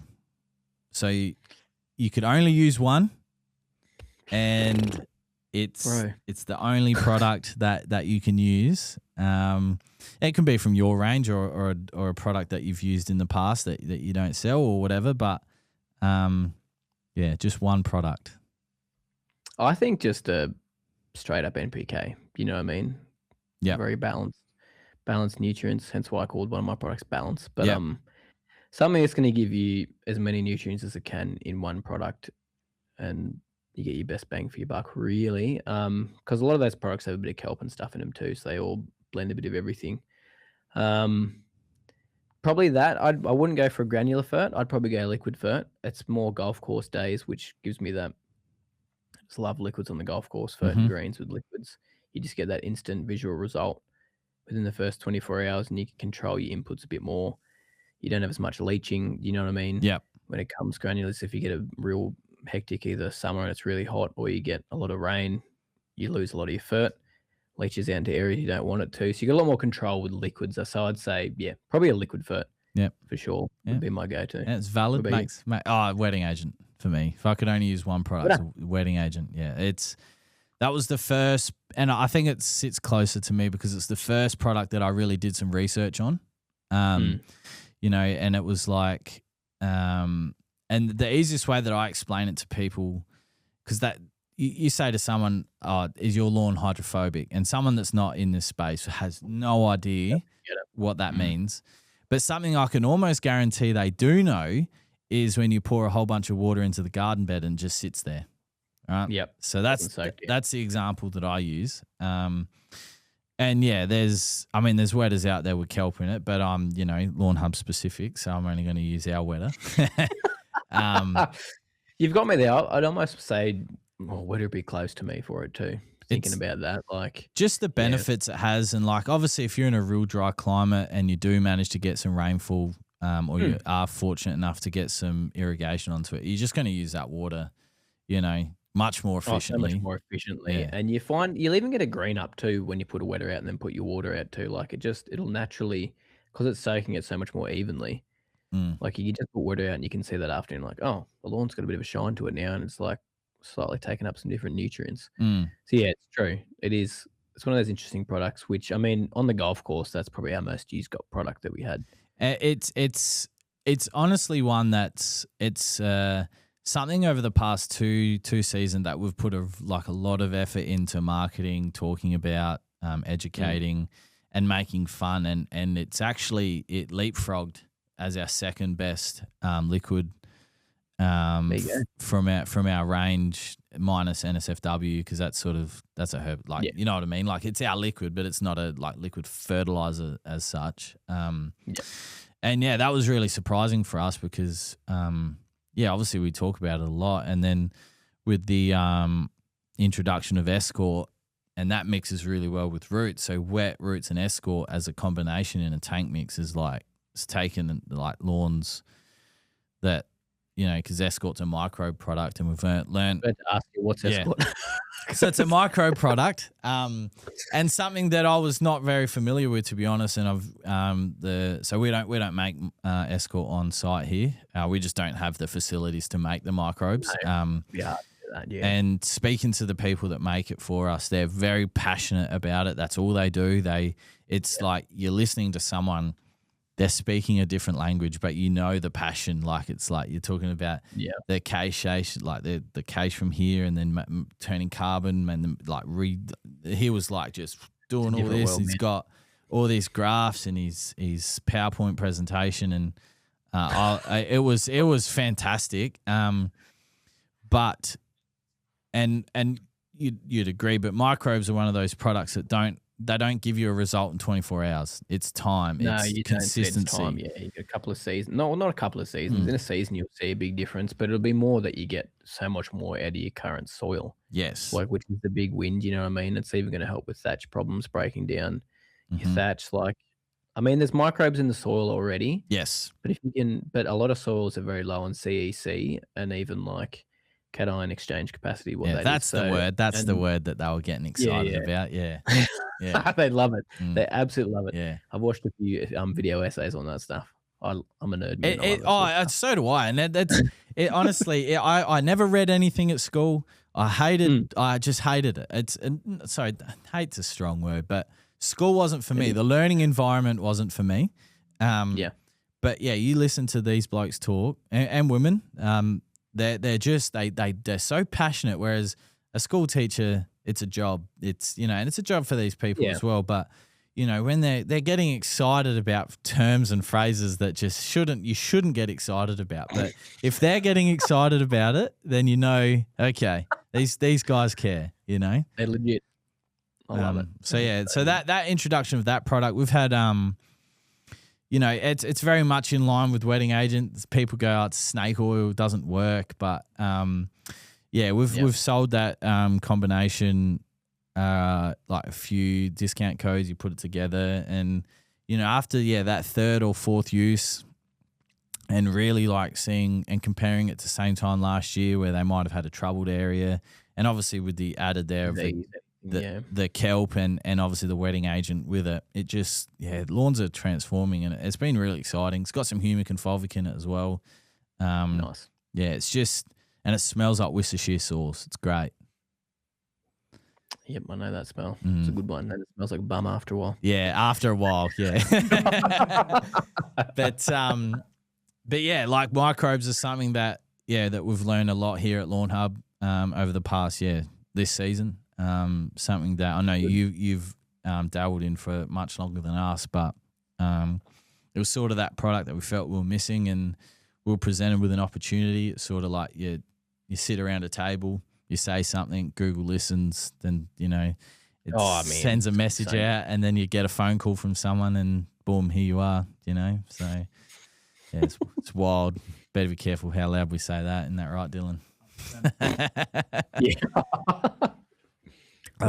Favorite chemical. I would probably a PGR. Yeah. Oh, I'm gone, Probably Dylan. a PGR. I've lost you. Yeah. I can hear you. Yeah, cool. I'm just replacing the camera battery. So. Okay, all good. Yeah. PGR. Yeah. Yeah, PGR probably. In moderation though, like obviously you'd stick to the windows and everything and apply it. I think, especially for me on property, like keeping things under regulation just helps me keep up with everything. Pre-emergents are great for preventing weeds, because you're not using a ton of chem to like hit something like post once something germinates. So, but yeah, I don't know. It's a fight between pre-emergent and PGR for me, really. I think. Because I was thinking about it on the way to Kent Town this morning, like which one I'd more lean towards, but there's just something about was that a week or so after a PGR application when everything tightens up and it's got that look. Yeah, that look. Whereas a pre-emergent to stop POA has a very good. How exciting! It's got a very good case. It's like, oh, no winter grass this year, or do I just So I landed on PGR as well. I think because you can always suppress the POA in winter if you wanted to, I guess, but. It's just pass pale, which gets you. Yeah, the dirty dog. God, that is a pain. It runs rampant out here, and I know it runs rampant on your property because I give you some stick about it every time. So good, I love it. Does it throw up big seed heads, or you cut it down before it gets that bad? We tend to cut it down before it gets that bad, unless I'm away on holidays or something, and the boys didn't mow. Yeah, the dog. No, I'm joking. No. We keep it under control, but it still just goes rampant because it was in there where the green is. There's an old horse paddock. Yeah. So there's so much weed in there and so much. A lot of Patterson's curse. Yep. And paspalum's a huge one. If you actually look, when you come to the property, if you come in warmer months, you'll see next to the green is just full of paspalum. That's basically just like a paspalum lawn. Yeah. Which I don't put anything there, which I should. But I haven't, so I need to actually put pre-emergent there next season. Although we're not putting pre-emergent in the ryegrass this year as a little trial, just to see how it pans out over the next season. Yeah, I mean, because the new ryegrass is a different cultivar than the one that was there before, or correct? Yeah, different cultivar. Because the old SR varieties that I was passionate about and used to have in my lawn in town, they don't come into Australia anymore. Oh, well, there you go. They're all gone. So we're going to something else, which is very, very similar, similar color. It's just a different cultivar. Yeah. It's just a replacement for those. Basically, there's always the latest and greatest out. Like everyone always talks about. They'll tell you, all this stuff. But I mean, in the end, like fine turf ryegrass, it's going to struggle with water anyway. Yeah, it'll die in the summertime. Yeah, it's crazy how they're able to get Adelaide Oval look so good because that's a stitched rye. And I mean, during the test match, it was stinking hot here during the test match this year, and December last year. How they get it to look just so good over the 5 days, like it's just. And it's all on sand profile. Like I'm assuming they're irrigating at night. It's not sticking around for the next day. It's gone. No, there'd be water and like crazy. I was talking to what's the young bloke's name there? I went there. JT.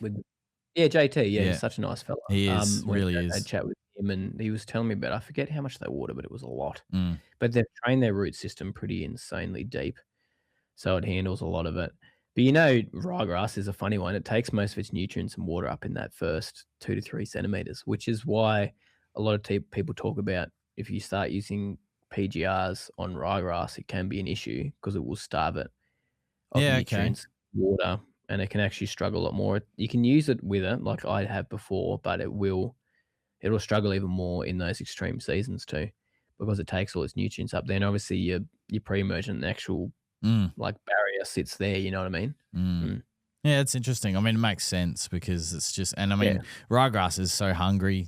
Like the ryegrass out here, which is the Lawnhub blend, like you're 2 or 3 days behind. You pull into the driveway and it's like screaming at you, feed me, I'm hungry. you know. Starting to go lime green. Yeah, well, that's what it is at the moment. It's terrible. Goodness. Favorite cool season variety? Oh, we're just talking about ryegrass, probably ryegrass. Yeah. Mostly for just the texture of the leaf and like the stripes is the big thing. And when you get that, when you oversow at a stupid rate, like when I'm saying stupid, like 10 kilos per 100 square meters, I'm talking great, like Augusta style. Seed on seed on seed. Seed on, yeah, exactly. Like it's so dense, it doesn't even tiller. It is pure. That's my lawn in town was that. Basically wasn't tillering because I had it so thick there. Wow. I mean, I haven't done that here at all yet. I probably should because it probably would choke out other weeds coming through. But then you deal with, you know, disease too because you got so much seed creating. So you got to do it the right way. But yeah, ryegrass easily. What about you? Well, it's tough because I really like bent grass. Like I haven't dabbled in it the you know, the experience that you've got, but I did my 30 squares out the front, did a oversow 1 year, turned it into a putting green, and the stripes I got from that, the playability. And I know it's like everyone's like, oh, it was only a couple of Scotty, but like it was fun. It was a nice project. I got some polar towards the back end of winter, which was a bit of a pain. It's interesting that it didn't happen at the start. It happened, you know, towards the back end of winter, which was interesting. But I had that under reg. I was like on top of everything, my inputs, and it was really fun. Took a while to spray out. Took 2 seasons to spray out, actually. It holds on, man. Yeah. It does hold on. But I have done a rye overseed my front yard, and the stripes that rye gives when it's established, nothing comes close to it. Absolutely nothing. You need to try a straight ryegrass lawn. There's something different as opposed to an overseed. Yeah. I don't know what it is, but like the stripes are again next level, and just the feeling underfoot. Yes. Something different. I mean, Adelaide Oval's like that. Adelaide Oval's it's fabulous. It honestly, it's one of the grounds. Like the MCG is really restricted. Like you can't, like even with the MCG tour, you're not even allowed to go out and walk on there. You walk on the AstroTurf. Really? Whereas Adelaide Oval, like I think after the Crows game, there was 2 or 3 games where you had to kick and catch on the Oval afterwards. When they remove the drop-in wickets, you're allowed to come and view from a certain area, which is actually on the ground. There's a lot more. I don't know what the other states are like, but you get a lot of access to Adelaide Oval if you're in the right place at the right time. Cool. But yeah, it's just standing on it and touching it, and like and the stadium itself. We spoke about it last week, but Adelaide Oval's just got character, and it's so good. I love it. It's a good spot. I enjoy going there. Even like looking at the drop-in wickets and stuff, like it's super interesting. It is interesting, and yeah, when we had Hoffy on the podcast, he just got back from America for the T20, and like the challenges they had there, where they had to grow them in Florida and then put them on a truck and send them up, and it's just like, who would have thought? Like one of our suppliers, his saying is, "It's just grass," and it is just grass. But you know, it's so many different stories, avenues, experiences, and especially in the States. Like, who would have thought cricket would even be a conversation in the US? 10, 15 years ago. Yeah, mate, exactly. Yeah, that it's just grass comment, like. It's a funny one. It's almost a little bit offensive in the but in the turf world. You know what I mean? Yeah, but it is. It is just grass, and it's just exactly. It's not the be all and end all. It's not. I used to have this saying in the supermarket and it was mainly a certain department that used to freak out a lot. But I used to just say to them, "We're not brain surgeons. If the stock's not here, we can't do it. It's just it is what it is. It is what it is. So." That department was not fond of me, but I wasn't fond of them, so it doesn't matter. There's common grounds there. So, but yeah, it's we might have. Or Dylan's got a fescue only seed blend that's coming in at his place. So, watch out. It's growing bunter. Yeah, I told you, man. Told you. Hesitantly told me, but we got there. No. As in, like. So Dylan was a bit concerned that he put his seed out, he'd followed the instructions, and it wasn't really coming. And I said, just wait, because you'll come home one day and you'll see that green haze, and then from there on in it will go bunter, and It was like the day after, pretty much. It was like, I know what he's talking about There's now. the haze. And there's the haze. Now the lawn's gone bunter. Restful period when waiting for it to come up and germinate, isn't it? They're like, come on, brah, there's nothing there. It's been like 5 hours. Yeah. Come on. It's funny because when we did the overseed out the front here, I wanted to time it so it wasn't so hot. And we did it. We did all that work. We top dress and like scarif, like it was a whole series. And then the next week we had like 35, 37 degree days. And I was just like, oh, they've cooked this. Nothing's going to come up now. But yeah, we got a good hit rate. We had to do another overseed, but we got a decent hit rate. But yeah, which is all normal, fun, all part of the plan, I suppose. So, but yeah, I do love a good bent grass. I got bent grass out the back growing in the shade area. And it's about 20, 25 mil with a rotary mower. It looks really nice at that height, actually. Does it get disease in the shade? Not in that corner. No, a little bit further down, there's a little bit of, it's a little bit, I don't know what it is. It's just a concoction of everything mixed together, which it's just, moisture, shade. All the fun stuff. Yeah, it's just, it does struggle. But yeah, in the corner, it flourishes well. It goes away in the summertime because the kite creeps into it and starts growing into the drain that's there. And then as soon as the sun shifts and the shade starts to come back, the bent comes back. So resilient stuff. Now, I got a question for you. Yeah. What is bunter?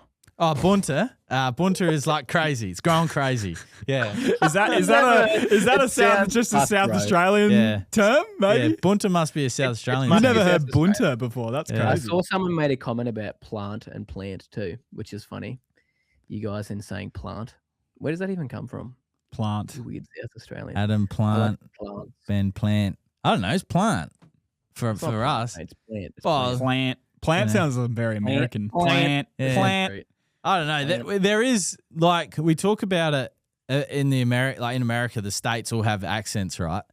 Yeah. Australia, 100% the same. Like, we've all got accents, like Palmer. What do you say? Palmy. Palmy. Yeah, Palmy. It's but against people used to say Palmer, and I was like, no. They can all sit in a circle and work it out that it's actually Palmy, and then they can come back to society. It's just so much worse. Yeah, that's right. There's a few other words like Fritz. I don't think that's a common term. Like Fritz. Yeah, like you might call it Devon. Oh. Yeah, so we call it Fritz. Good old Devon. Yeah. Devon and tomato sauce. Yes. Yes. I didn't even know that one. I thought Fritz was universal. Nah. Like bathers. Does that mean they don't have Smiley Fritz or they call it Smiley Devon? Smiley Devon. Really? Yeah. There you go. I don't know what Smiley Devon is. Yeah. Okay, maybe not. Well, next time you come to Adelaide, you'll have to. We'll take you out. We'll take you around to all the places. We'll show you all our cuisine. One of them's Smiley Fritz. Yeah. Oh, we did that for Isaac. We had an Australian cuisine and we got Smiley Fritz and sauce. Yeah, we got some Balfour's frog cake too. Yeah, there's a few things here that we do differently, which, when you're young, you just think that's the way, right? Yeah. It's just what everything is. Yeah, exactly. But plant. There's a couple of other words you guys say. I can't think of off the top of my head. How do you say roof? Do you say roof normal? Yeah, roof. Is there okay. Roof. In America, that's one word. They go roof. I know there's a couple. Every state says it a little bit differently. So I wasn't sure if you guys said differently. They talk a bit slower too. They're a bit more, and it's spit it out, bro. It's like, come on. Tell me what you're trying to say. There's a guy here. I think it says Brisbane Nurse Bennett. What's PGR? Ben, from you give the more technical response, but how would you explain what PGR does or what it is?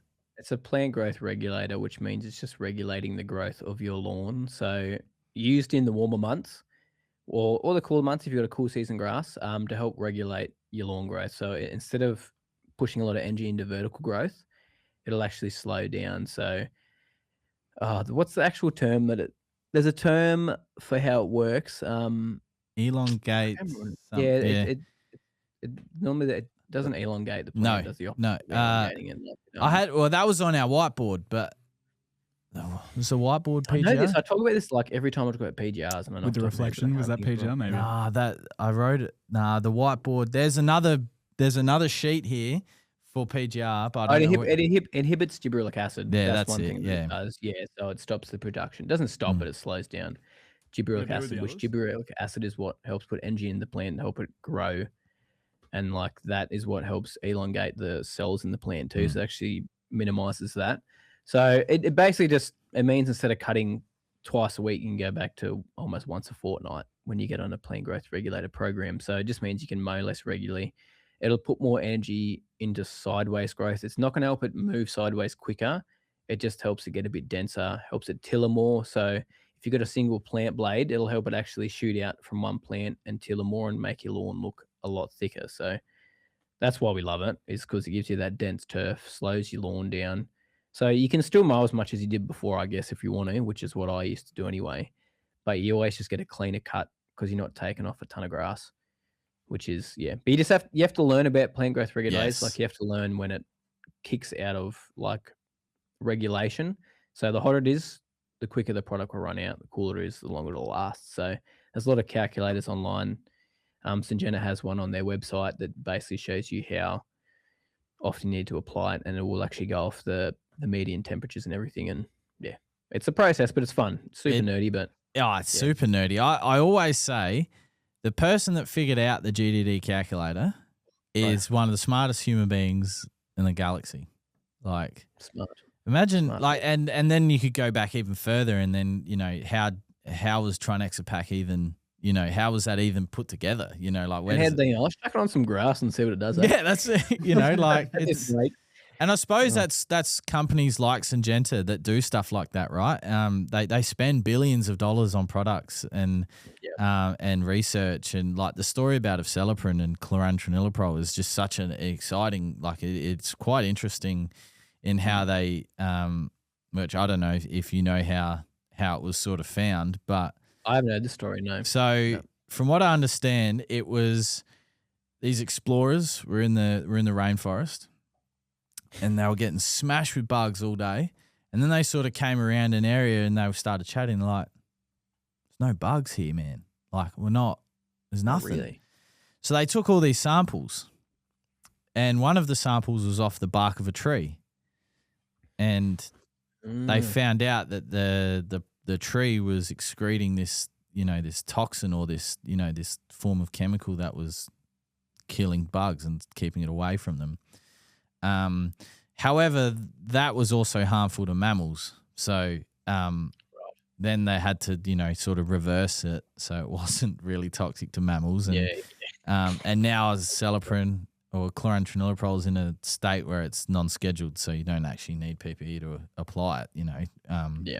Pretty insane. It's fantastic. It's crazy, but I'm glad that it's not made that way. It's made in a lab now, but it's you wouldn't want to be cutting down trees to just stop some black beetle in your lawn. It's obviously also used in crops all the time. That's where it's sold. Majority of the chlorantraniliprole usage across the globe is in crops. It's very like you and I might sell lots of Acelepryn throughout the year, but that'd be a farm's worth. It's crazy, isn't it? It's insane to think about it like that. And that's level. Interesting. I didn't know that story. Yeah, I used to get down some weird rabbit holes, man. It's like I read and I've said this before, but I've read this study on when to introduce a greens mower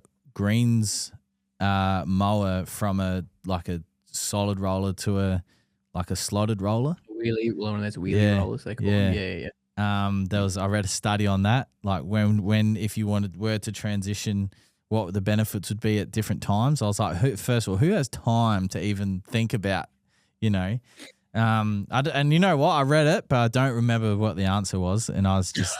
It was just there was so much information. I've read many articles like that too, man. Like you get in those rabbit holes. I don't even know why. Nah. Like you're reading about grass, but like it is interesting because you can get so in depth with it. You don't realize the depth of it. Like I guess it's something I like to always say is when you think you know everything about something, you then find out you know nothing. Like it's just, yeah, that's what I love about learning though, I guess, is it's like a bottomless pit. Your brain's not that big. It's going to remember everything. 100%. And if you're always looking for something, you're always going to find something of that something. You're never going to find it all, you know, so just, and then all of a sudden you'll come across something, it'll give you a piece of information and then, oh, I want to know more about that. And then you divert and, that's sort of where I started too when I started to really get involved in it when I first built my house was, you know, learning about different actives, you know, learning that there's no one size fits all application thing. There's like winter grass is so hard to kill because it's been, you know, continuously regenerating itself off of different, you know, strands and different genuses because it's able to change its cell structure to make sure that, okay, I'm not going to die from that application anymore. So, you know, these treatments that have been used for the last 20, 30 years no longer work on majority of the plants because they've just been, you know, continuously not having that anymore. So next level, it's just mind blowing, which is why golf courses end up dealing with it instead of, you know, trying to get rid of it. It just makes sense. Especially if you can make it manageable. I mean, like Winged Foot, where Bryson won his first US Open, that's all power. That's power from tee to green, you know, like it's definitely manageable, but, you know, and Torrey Pines sprays Primo every 2 weeks over there, regardless of the season, you know, that's well, even like Pebble Beach is all. Yep. That's one of the like pristine, like insane courses or power. Like, yeah, it's crazy, you know, and it does get a bad rap, but I'm sure if there was a worldwide ban on power treatment starting tomorrow, everyone will adapt to it. You know, no one will. Yeah, no one, I think it's becoming the norm too, because even the golf course in town, as they're switching across to power greens, they're just sick of dealing with trying to get rid of the power and keep the bent. Like it's just too much work. So they put to the board. That's what they were doing. And funnily enough, I had some people from the board send me an email and say, should we be doing this? I was like, why are you asking me for starters? And yes, definitely. I would highly recommend you do that because I think people look at my green. There's no power in that. But I'll tell you why. We didn't have traffic on it every single day. Yes. Like we can hand pick it out if we see it because it's such a small, what's one green. We're looking after one area.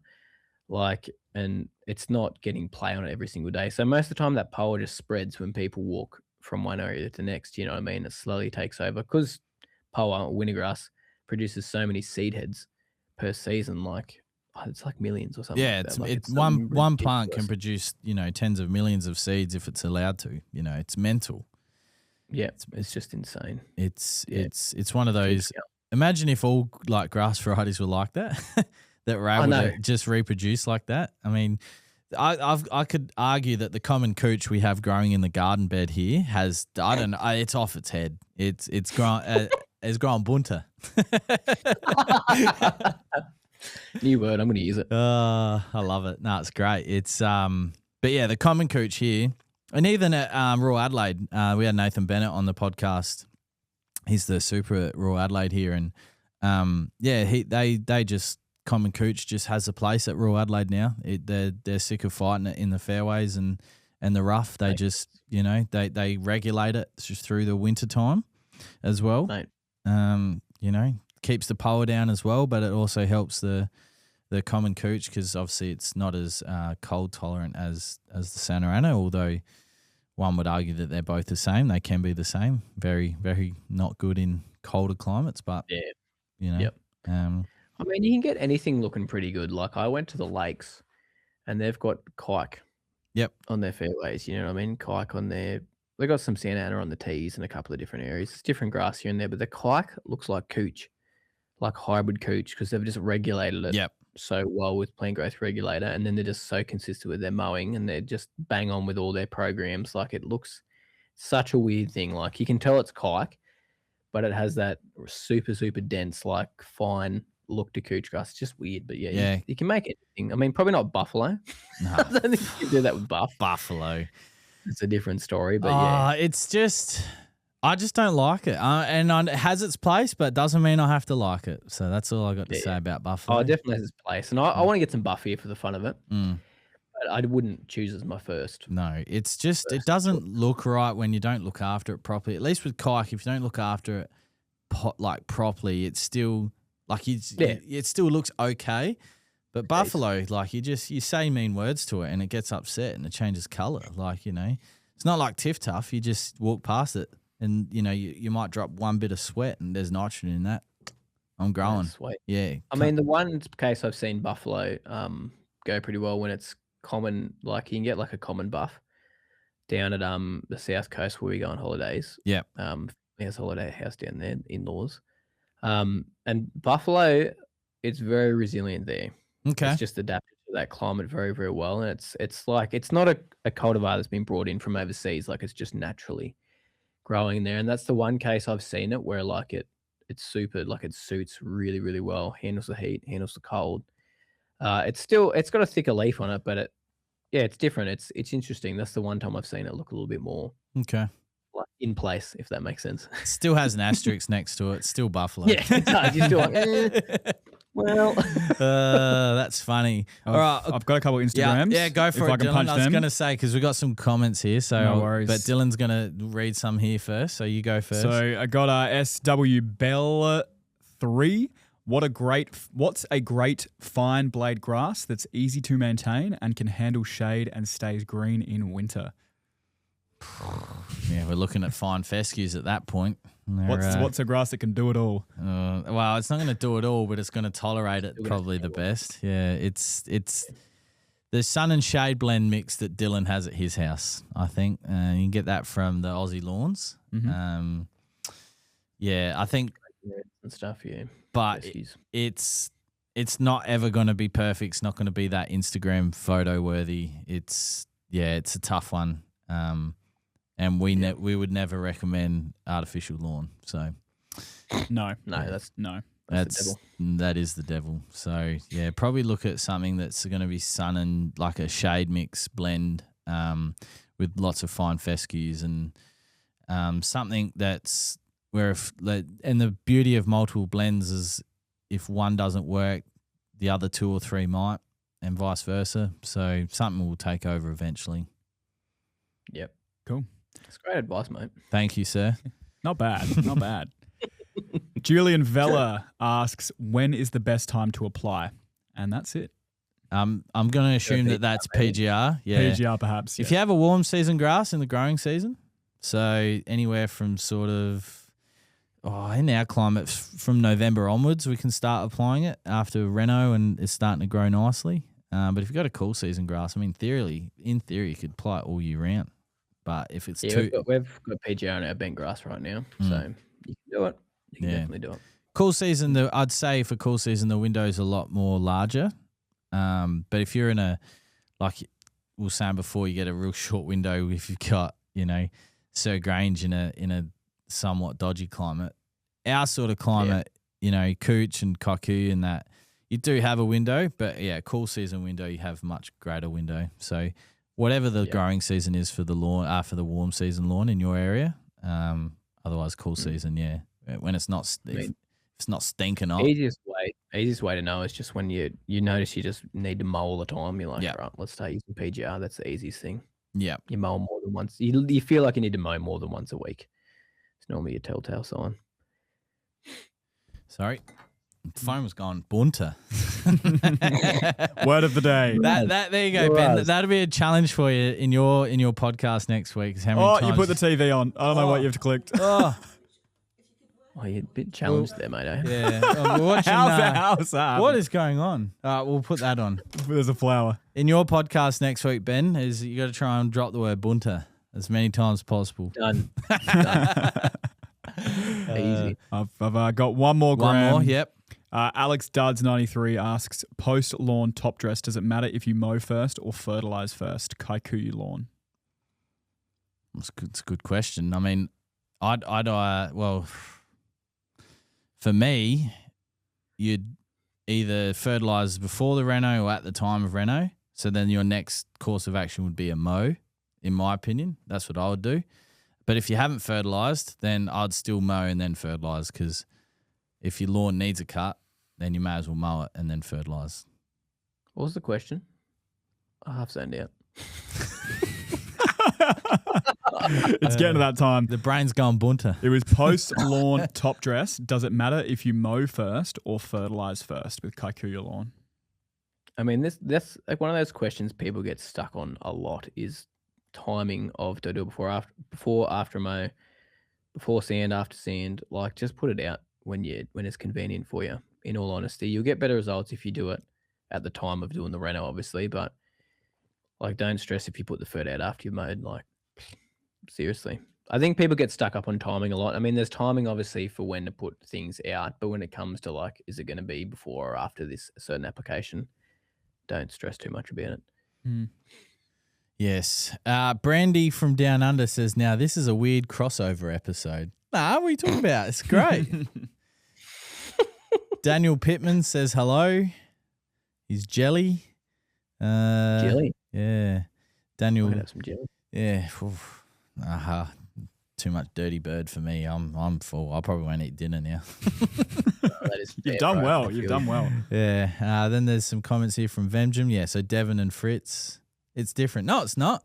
We used to sometimes get Devon sticks, the Conroy's one, which was red and white. In SA, it'd be called Fritz, obviously, because that's what we call it. But sometimes you'd get it and it'd be called Devon, and you'd have to send it back because that was the wrong one. That was the. I'm gonna Google Fritz right now. Fritz. Just don't Google what it is. Like, just It looks like Devon. Yeah, it is. It is. Yeah. Hey. German-inspired force meat. Okay. Sounds a bit weird. Only used in the state of South Australia. But it's Devon. Yeah. There you go. In the other states, yeah. So we're very special here. Wasn't South Australia the only state not settled by convicts? It's true. Yeah, so. You are special. Yeah, we're very special. Built different. Yeah, built different. That's a saying that gets used around here. That's a national one, that one. Doug Kemp. So another word that might be used or said differently is school and pool. School. No. And pool. We're saying it the same way. Pool. Yeah. Peel. Peel. Yeah. Peel. And then what have we got here? Scott Crawford says, my winter cooch is about a year old. I aerated and noticed the roots are very shallow, around 30 mil. I've been using Trojan, roots and shoots, and BBW. What can I do to promote growth? Well, promote root growth is your phosphorus. So if that's something that's going to produce or help with root development, the only way to really know is if you could do a soil test. But the other thing as well is, it's as we're moving into the cooler period, there's not really too much amendments that are going to really drive root growth because the plant's going to start to get go to sleep a little bit depending on where you are. So, you could look at a phosphorus-based fertilizer, which is like Got Laid for us. It's our starter fertilizer. It's got a decent amount of phosphorus in it. Otherwise we'll get a soil test, see if there's something else that's potentially going in there. Not sure what you've got to add there, Ben. Mate, I'm there with you. Yeah, but soil test, if you're struggling there, 100% is the way to go because you'll know what's going on. Yeah, Otherwise, it's a bit of a guessing game. It is. And soil tests are one of those things like really unlocks so much information. And we're not talking about those ones that you get from the shop that we're not allowed to talk about. They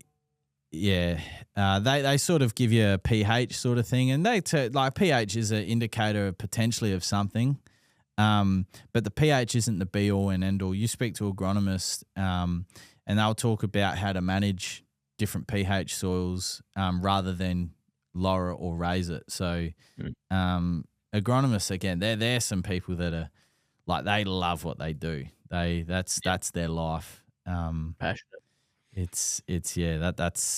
They're interesting. The Lachlan says, any thoughts on regenerating perennial ryegrass? That's that RGPR. RGPR. Is that what you were mentioning before? RPR. Yeah, RPR. Yeah. So sounds too good to be true. I mean, I haven't really had much. We haven't had. We're just in different climates, and you're the one that's had like. I used to have RPR. Yeah. you rate it? You like? Is it I is? have the Torfescu version too. Yeah. Pretty much the same as Yeah. what I had. I'll be honest. Yeah, they don't have actual runners, or you know what I mean, like rhizomes. Mm. And if they do move, like they're going to go from what, like $1 coin to maybe like the size of a mug, Yep. like the circumference of a mug or something. You know what I mean? Which ryegrass does that anyway because it's a bunch top grass. So it's a lot of marketing hype. Yeah. Like, I don't know the guy that says it, but yeah. Yeah. Well, the other thing as well here in Australia, the claims are much loosely regulated. We've found, whereas in the US, like we've had to remove a lot of stuff from our labels because they're claims that just you're not allowed to claim. You can't claim for that. You can't say that. And there you go. It's quite interesting, and I mean that's a whole different story. And I have just noticed that we've gone for 2 hours, so I don't want to take too much of your time, Ben, because I know the little kids will come, and it's so funny that you have a bus. That's actually so cool. I rate that so much. That's so good. That is awesome. So yeah, I don't want to take up too much more of your time, but we do have some comments here, which I can get to quickly, but just I had some final questions, and they were not lawn related at all, so they're just completely just general. But I thought you never know. So favorite movie? Favorite movie? Yeah. I am a Star Wars man, so yeah, right. There you go. Any prequels actually, or a bit of Clone Wars. I love a bit of the Clone Wars cartoons, believe it or not. So yeah, I'm a bit of a nerd through and through in many ways. Yeah. Yeah, Revenge of the Sith was my favorite.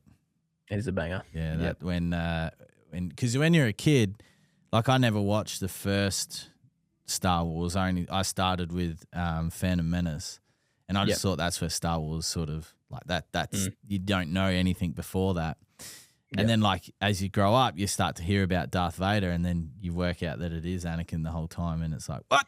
That's so cool. I had no idea. You know, so. Favorite TV show or series?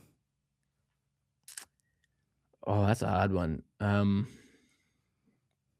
I would toy up between. I love Brooklyn Nine-Nine. I love it. Brooklyn Nine-Nine is so good. Yeah. Or The Office, or along those lines. Like I'm just comedy. I love comedy stuff. Something that made me laugh, a cheap laugh. Yep. You could only watch one of those, your favorite movie or favorite show. So I'll include, because favorite movie is Star Wars, I'll include that as the whole thing. So favorite movie genre or the show, you can only watch one. The other one you can never watch ever again. Wow. Okay. I don't know if I can do that because they're polar opposites. I know. That's what makes it so. A lot more viewing hours with the TV show. Well, but the Clone Wars, the cartoon, that's huge. Oh, if we include that. Yeah, I'm including all of the that. whole franchise. The whole franchise, okay. yeah. Okay. I'd probably go Star Wars. Yeah. And then your favorite meme. I don't know if I have a favorite meme. Oh, there's so many good ones. I love a good meme. Yeah. I don't know if I could pinpoint one though, because I'm a lot of like I grew up with Vine. Like yes. Vine Well, mine's technically not a meme. It is a Vine. Mine's a Vine. Yep. Yeah. Okay. Oh, I don't know. There's just too many. I couldn't name one. No. Yeah. That's a hard one. Sorry. Because the one that just sticks with me, and it's the stupidest Vine ever, and I don't know why I like it so much, but it's the one with the flying lawnmower. And it's like, you make me feel every time I see it, I have to stop and watch it. It's on brand. You know, it's just so funny. It's so relevant to everything else of the Vines, because that's just so of left field, you know, like we said at the start, like that was legitness before filming. Yeah. You know, look at all those chickens. That's another one. Like they're all original. Like stop. He needs some milk. Yeah, he needs some milk. You know, what the dog doing? Like what the dog? Like there's so many. Like it's just. But that one, the flying lawnmower, is. It is a banger. It's just I don't know why. But yeah, it's just what a time to be alive back then. Imagine it was a good time. Your favorite movie show would it be movie? Sorry, would it be Jurassic Park? That is 100% correct. Yes, there's Would it be the first one? no debating that. Yep, the first one by the length of the galaxy. Yep. Nice. I don't know if you get my favorite TV show though. You probably got something weird and wacky. Yep, you're on Something track like- there. Like something like Scrubs or Law and Order or something like that. Either that sort of I'm a style. Law and Order fan. SVU mainly because that's what Angel's into. I wasn't too far. Well, that's my favorite Law and Order series, but it's not my favorite TV show or okay. series. Yeah, we just finished rewatching SVU actually. The anime. Not really. Not Would really. you call Pokemon anime? Yeah, but that's not my favorite TV show or series. I do like Pokemon, but only Gen 1 though. Everything else is just too weird. I don't get it. So, Yeah, I agree. I You're agree so with you. old. yeah. What even are these new Pokemon? Come on. Yeah. Yeah, it's like a Yeah. trash bag. Yeah, it's just like that's why 151's doing so well because it's like nostalgic. All these, original 151. It's just that's what people want. So just keep producing them, please. We're old, bro. Yeah, I Once know. you get over 30, you become a bit weird. Yeah. TV show though. Can you give me a hint? See if I can get it. Involves a plane. Oh, really? Lost. Yeah, I love Lost. I you love go. it. Yeah, and if it's this or that, it's really like I love Jurassic Park, and you include like Camp Cretaceous and the Chaos Theory, the anime there, and the cartoon, and then the last movie. You can just scrap that and put that in the bin. That was woeful. I haven't seen it. You're not missing anything. It has no bearing on the story or nothing, so I wouldn't worry about it. But Lost is my just fate. Like it's just my comfort show. It gets weird. Yeah, though, I bro. know. That's why I like it. You did say it would be something weird. Yeah, I love it. It's so good. I've watched it. I've rewatched it probably 8 or 9 times to be honest. Wow. Yeah, and each time I see it, I'm like, oh, yeah. I remember forgot about this. this part, Yeah, brother. yeah, that too. Yeah, but I honestly don't know this or that. I don't know if I could separate the two because, like you said, they're so different. They're just Yeah. But yeah, Funny. yeah, I don't know, but yeah, I don't know. I'll be happy with either. Like if you put them in a box and I had to pick box A or B, I'd be happy with either. So yeah, Very safe answer. it is. So, It is very safe. but yeah. So thank you, Ben. That 2 hours went by so fast. Flew by. But yeah, we'll when the stars align again, hopefully get you on again. Hopefully I can escape from the busyness of this place and we'll get out to your place and we'll have a look and have a bit of a play around. The one thing on your property that I'm more intrigued to look at is the raised from the green up to the shed, because you always said that's the camera doesn't do it justice, and I just want to be the tester. I just want to be, See if he's a liar. yeah. See if you're just painting a story for the Crap. people. Just trying to make myself seem like it's harder than it is. Yeah. Yeah. And the boar. I really want to look at the boar. Boars excite me. hole in the ground? Yeah. I don't know. It excites me. I wrote here. You still got fish in the dam, or are they gone? I couldn't tell you. I assume they're gone because I haven't Okay. seen one for 3 years. But, I Okay. mean, it's full of weeds, so Yeah. I don't know. You can go for a swim when you come here if you want. Yeah. Oh, Sitting in the is there any leeches in there? You ever been bitten by a leech? Oh, as a kid, yeah. Yeah. Yep. Horrible things. I haven't told me that. That's filthy. They're Yeah. dirty things. Yeah, yuck. Ugh. Anyway, I'll just quickly get through these questions so we don't leave anyone on red. Daniel has cooch growing in his buffalo. Unfortunately, there's nothing that's going to spray that out. Do That's, what they do in America and mow it like 100 mil. yeah, he can just Cooch out. make a buffalo hedge. Yep. But yeah, it's a tough one. Pull it by hand or paint it with glyphosate is probably the only real option there. Yep. There's Vemjum talking about Fritz and Devon and Smiley Fritz, or Brandy from Down Under. Organics in the soil is such a massive thing. After a lot of sandy top dress, it can get fairly depleted. That's true. But then, if you're going to be on top of it, you could get soil tests and see what you're lacking into, and then base your fertilizer program around the inputs in which that soil needs. The Lachlan says, thought that'd be the case. That's with the perennial ryegrass. Hawks 2015 says, hi all. Good game of footy last night, Hawks, not. And last one from Trancy Goodness. Do you get to actually play golf on your par 3 or just maintain it? Cheers for the podcast. Or just maintain it and make content. Cheers. Well, the kids play it pretty often, which it gets use. I would probably only go out, maybe once every 2 or 3 weeks and just hit a few balls. I haven't recently because we've sowed the ryegrass around the outside, but I'll go out there with a cold drink in the afternoon and hit a few shots in summer in the afternoon. It's beautiful, beautiful thing to do.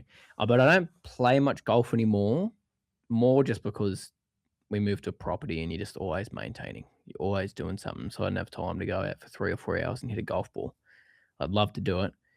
I'd love to get that handicap down below 10. Yeah.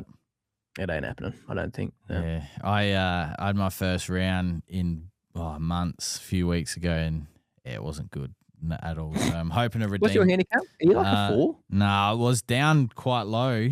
So I think it got down to 4, but I think it's blown back up to 9, I think. Still good. Still but decent. I had a horrible round the other week, though. Oh, you don't use an app for like 2 seconds these days and it uninstalls. Yeah, I know. All right, here we go. Come on.